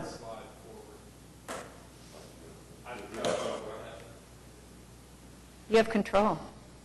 I can't go back. There. And so the large brick element is what, an exit stairway or something? And, yeah. Residential. The thought there was to kind of bring that industrial four-story brick character and kind of mark the new edge of that district, kind of bring a piece of that district here as a gateway element. Something that would both address the vehicular scale coming off the highway and just be kind of a reference to some of those beautifully renovated old Automobile Alley buildings that are on Broadway. So it's just kind of a way to tie it in, but it is in a wood frame building. I'm sure some of you may know this. Taking brick up 4 stories is a bit of an expensive undertaking, technically challenging undertaking. So we haven't done that everywhere, but this is a moment where we feel like it's very appropriate. So that's the thought. Scotty, you see any? We've already met and kind of gotten some, we didn't have this level of detail when we met with them, but we've discussed it, and we'll continue to have some more discussions with them once we get some more visual aids. Well, we do feel fortunate to have you come ahead of time in the next 2 projects, and we do appreciate that.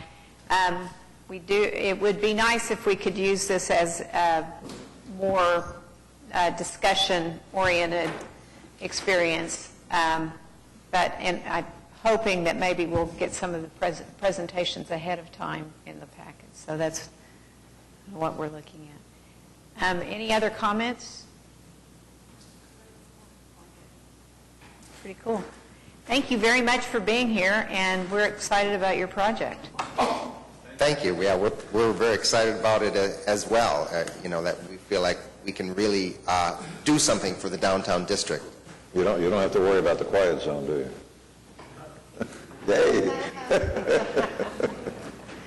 Okay, our next presentation is by Ron Bradshaw and Mark Tolson. Are you here? Did we run you off? Oh. Good to know. Okay. Here, you want to do it first? There you go. No problem.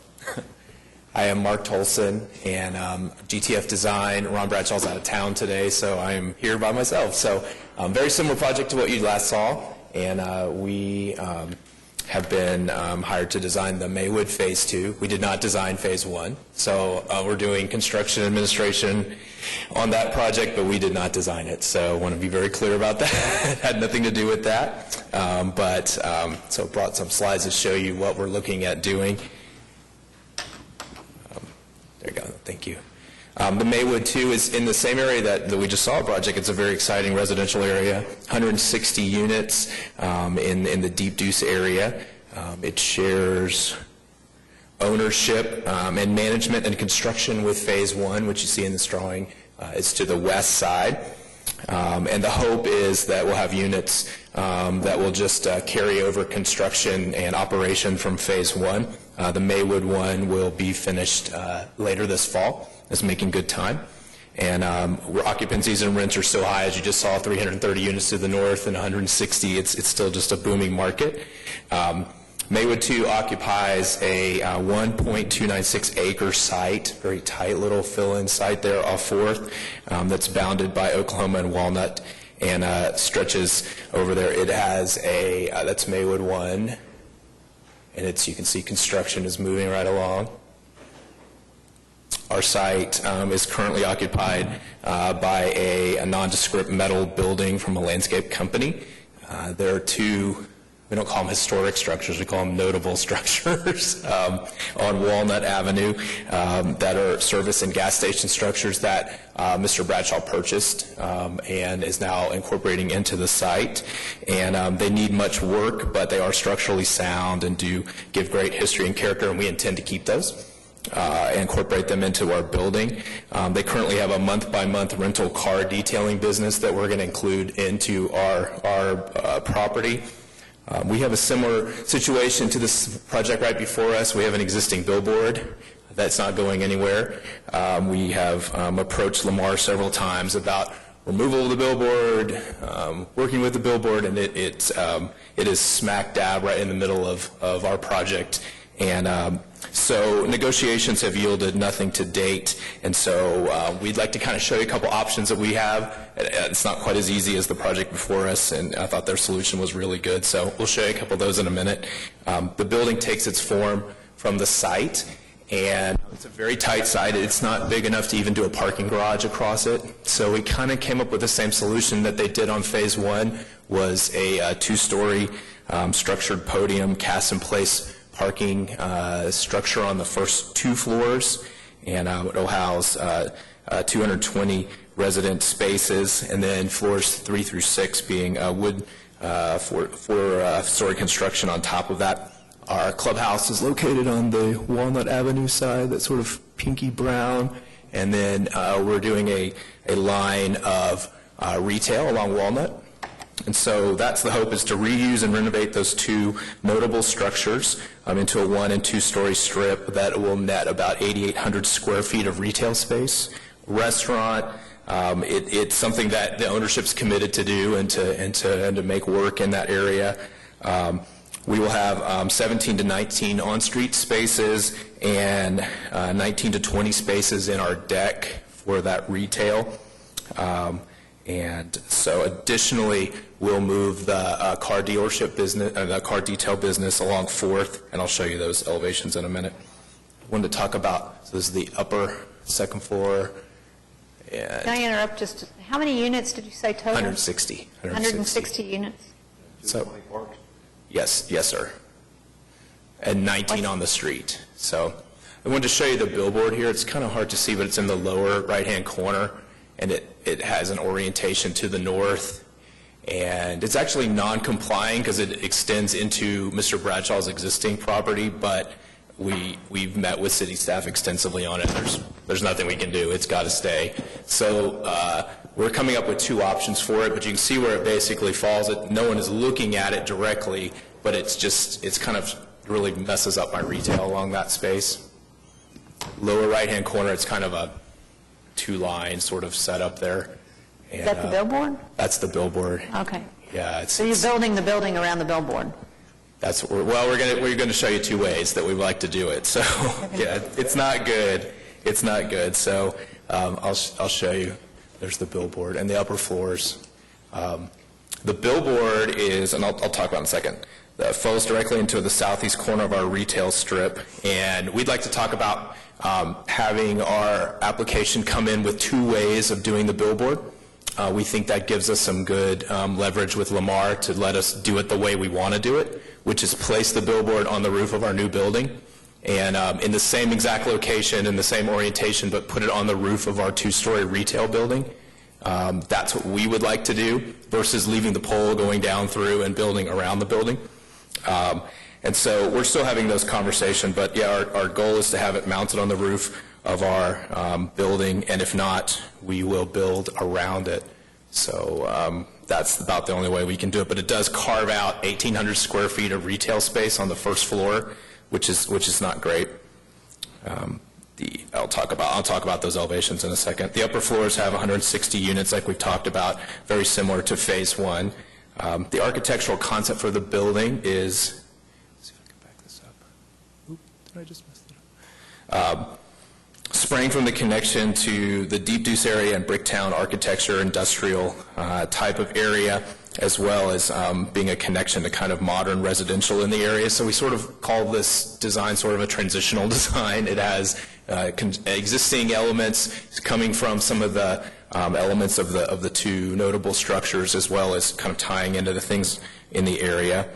The lower two levels kind of are the most architecture respects and influence the existing two structures, and we try to keep some brick in that area, kind of keep that.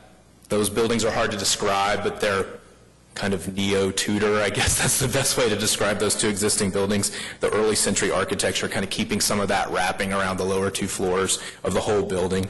But it definitely, and then it sort of gets more modern as it goes up. Sorry. Yeah, How that works in plan, that's just, yeah, let me see if I can. I really love those little buildings. So They really are. I don't know if I can. I'm pressing the. Paula, can you go backwards for me? I'm pressing the backwards, but go back to the one of the floor plans, and I'll show you kind of what we're talking about. One more. One more. Right there? Go back one more. Go back. One more. No, keep going backwards. Sorry. There you go, right there. Oh. Right there. So you can sort of see the two existing structures there's, if you go from the top, there's kind of an angled piece that as our site triangle. That's a two-story piece. And then there's the little tiny gas station there, the little tiny piece right there, that little sort of almost like house structure. Then there's a fill-in place between the two that we've kept one story. Then there's the other one-story larger, more service station building. And then we did our two-story building after that. So it goes So you're actually attaching to it. We're actually attaching to. We'd like to attach to it, right? The thought is that the retail could kind of just run all the way through it. They're just not that big. They're only 1,500 square feet of space. So the thought was a pretty cool concept. The lenders loved it. Everybody thought it was really kind of neat. And I'll show you the elevations of it. Thank you for putting that backwards for me. Sorry, but I didn't understand that completely. Yeah, it's kind of hard, but you can see, here's the elevation on the bottom down here of option 1.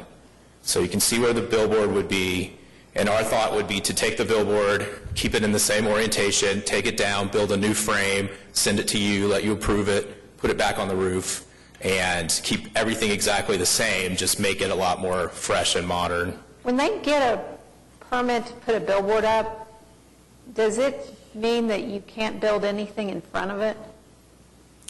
I don't know. Do they own like airspace and views? Yeah, we're not. No, they own the 20 by 60 on the ground. It's a perpetual easement, and you can build in front of it, on top of it. So you're really actually respecting their... Pretty good. Yes, you can see it. You can see it the way it works out. Right, exactly.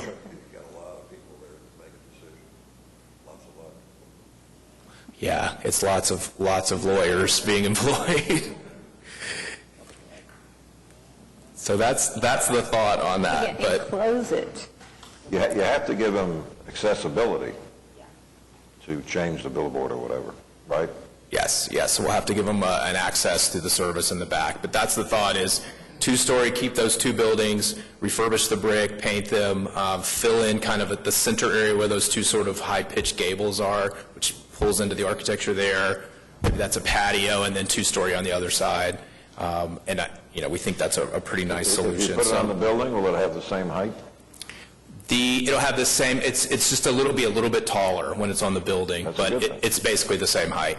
Right. Then I've got an elevation that shows it. Kind of our thought was not exactly that, but the concept of the billboard with a frame around it, and then with lighting that kind of has a fresher look to it, and we'll send that. Obviously, you'll approve all that and see all that, but the thought was some directly specific lighting and a frame around the billboard that worked with our architecture. So this is the option if the billboard remains.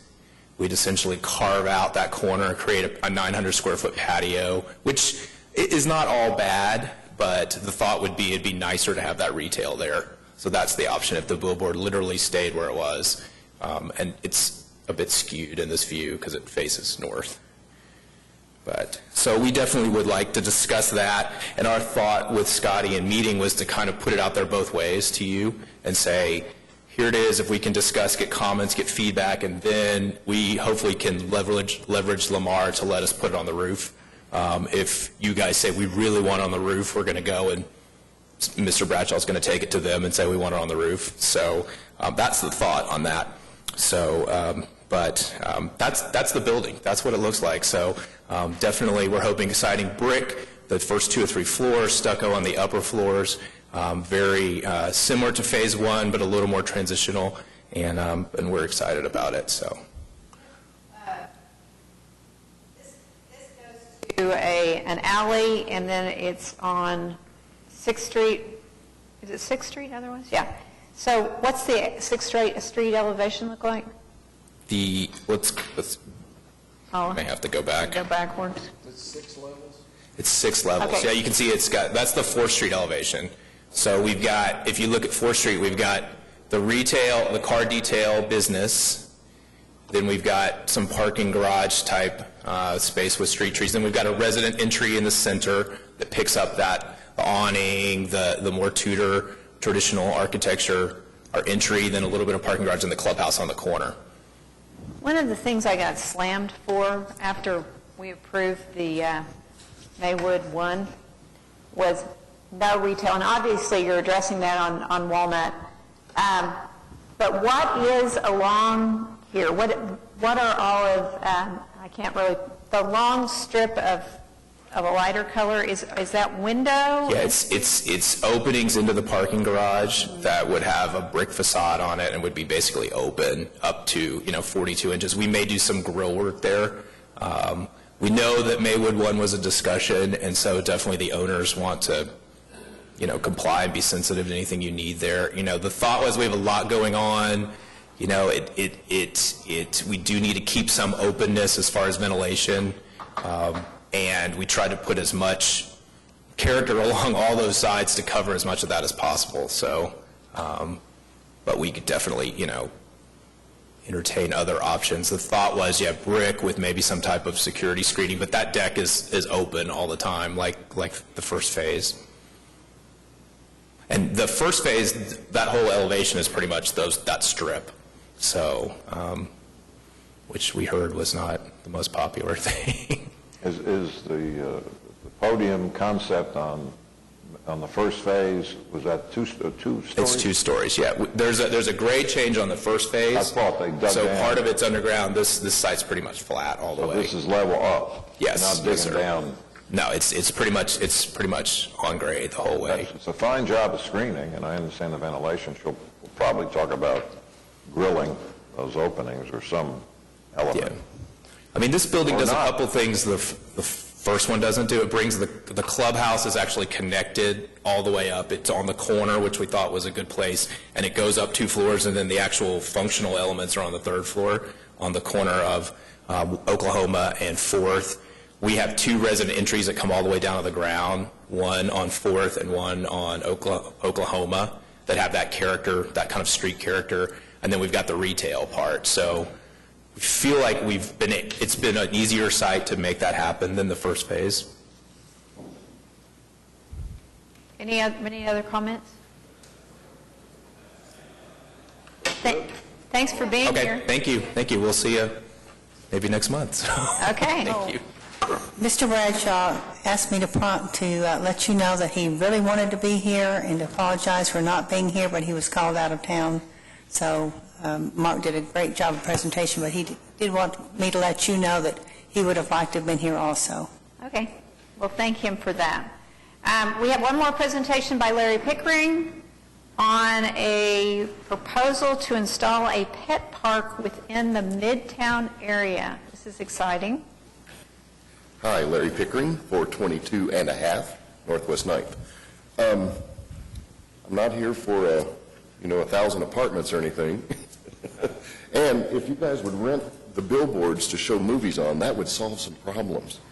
Oh, great idea. Movie nights on the billboards, because they're not going away.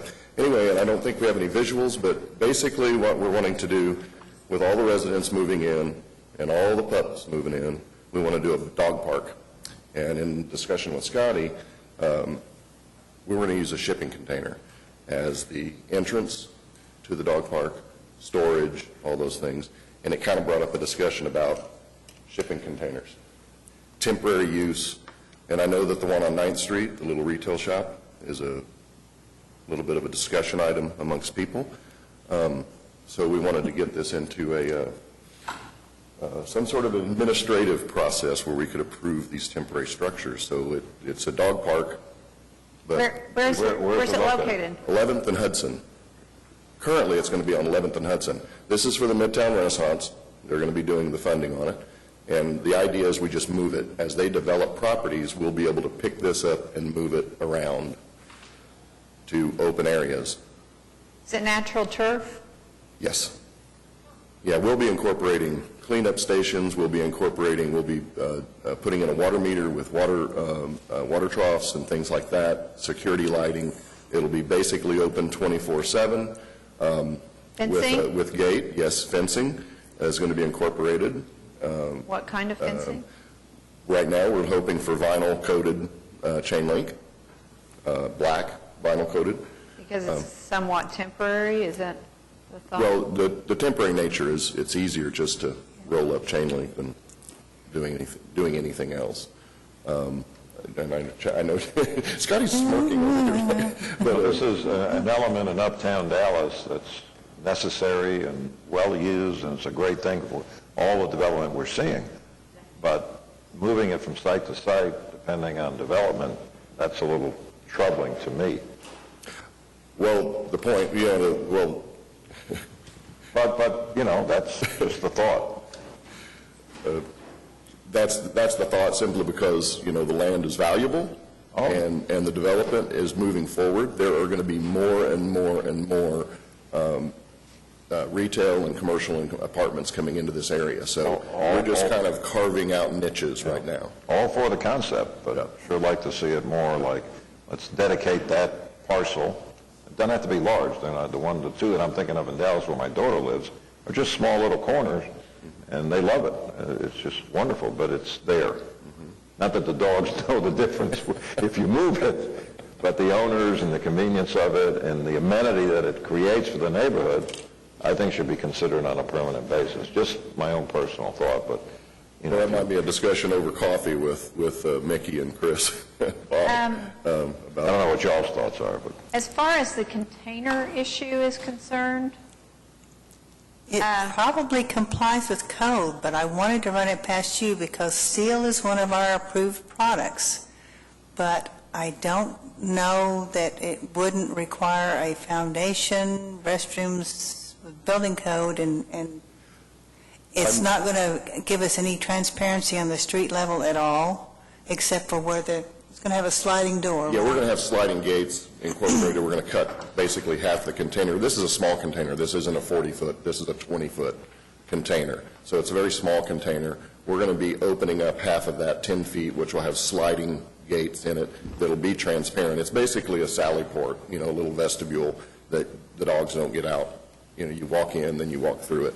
But it also gives us the storage element for the things that we're going to need for the park, trash receptacles, things like that. I already talked to everybody over at Plan Review. We would be doing basically spot footings, foundations that would, we'd weld, basically bolt weld plates in. So it would have a permanent, semi-permanent foundation, but those would be able to be taken out easy as a parcel got developed. So it wouldn't just be sitting on the ground. We would have landscaping incorporated in it.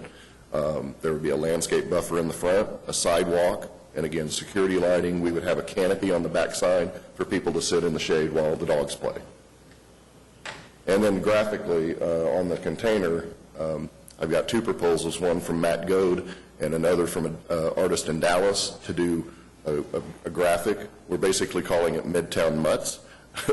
And we're going to be doing a big, large graphic on the other 10-foot section of the container, which would be basically signage. So. Was there another comment about the one on 9th Street? Yeah, there's a little modern store. Oh, on that, yeah. Perched is, the name of the store. And, yeah. Well, part of the thinking in all of these things is there are many, many small spaces within the downtown and the midtown and uptown fabric that can be utilized for different things. We just opened the Peloton wine bar on the backside of Schlegel Bicycles, and it's basically 20 feet by 20 feet. It's a very small bistro. It was a storage room. And then we put the patio on the backside. So all these little bitty spaces are kind of coming into play, and it's about accessibility, and it's about innovation and getting things coming in that don't we don't need 3,000 square feet for. So that's kind of the thinking on this. How big would this original one be? I know your plans are to move around, but what size is what's the It's basically four lots. Right on Hudson, and then it's Park Place to the alley. 11th Street has the parking lots behind Cafe do Brasil. There's a large tree in the middle of this land, which is so we're going to basically fencing off 500 feet of it. So. Cool. So you'll bring that back to us. We wanted to see what your reactions were to the dog park as a use in the first place, and the container. We're starting to see a lot of containers. Is this going to be the new urban look, or, is that an approvable material? Have you seen containers? Go down 9th Street and... Well, I know about containers, but I'm just wondering in other cities, is it a trend? I don't know. Okay. Well, thank you very much. I hope we Are we see it going? again. We'll come back next month. Okay, we're going to come back next month and get final approval then. Yeah, so we can see where it's located, the container's located, and how it's fenced. Go ahead. I kind of agree with Dick. If there were a permanent location for something like this, it would allow you to do more permanent things. The black chain link is not our favorite. I know. Somebody needs to come up with Somebody needs to come up with free land. 500 square feet as an amenity to all the product that they're doing, and I'm not, it's their economics, it's their money. Right. Then you wouldn't need a caboose. We've talked about various locations. A doggy-friendly. We actually talked to the Department of Transportation about the 235 easements and corridors, where there's land there. It's all just grass. But you know how those discussions go. It's just like talking to a billboard company. You kind of hit brick walls really, really quickly. It's a great concept. I've seen it Thank in you. action. We'll see you on the 15th. And, this movie night on Billboards really. I like that idea. Let's start doing that. All right. Thank you very much. Thank you very much. And you guys, for the rest of this has been an exceedingly long meeting. You can review the administrative approval items. There are copies of the newly adopted bylaws that were in your packet, so you might put those in your book. And our next meeting is August 15th. So hope to see you all there. We are adjourned.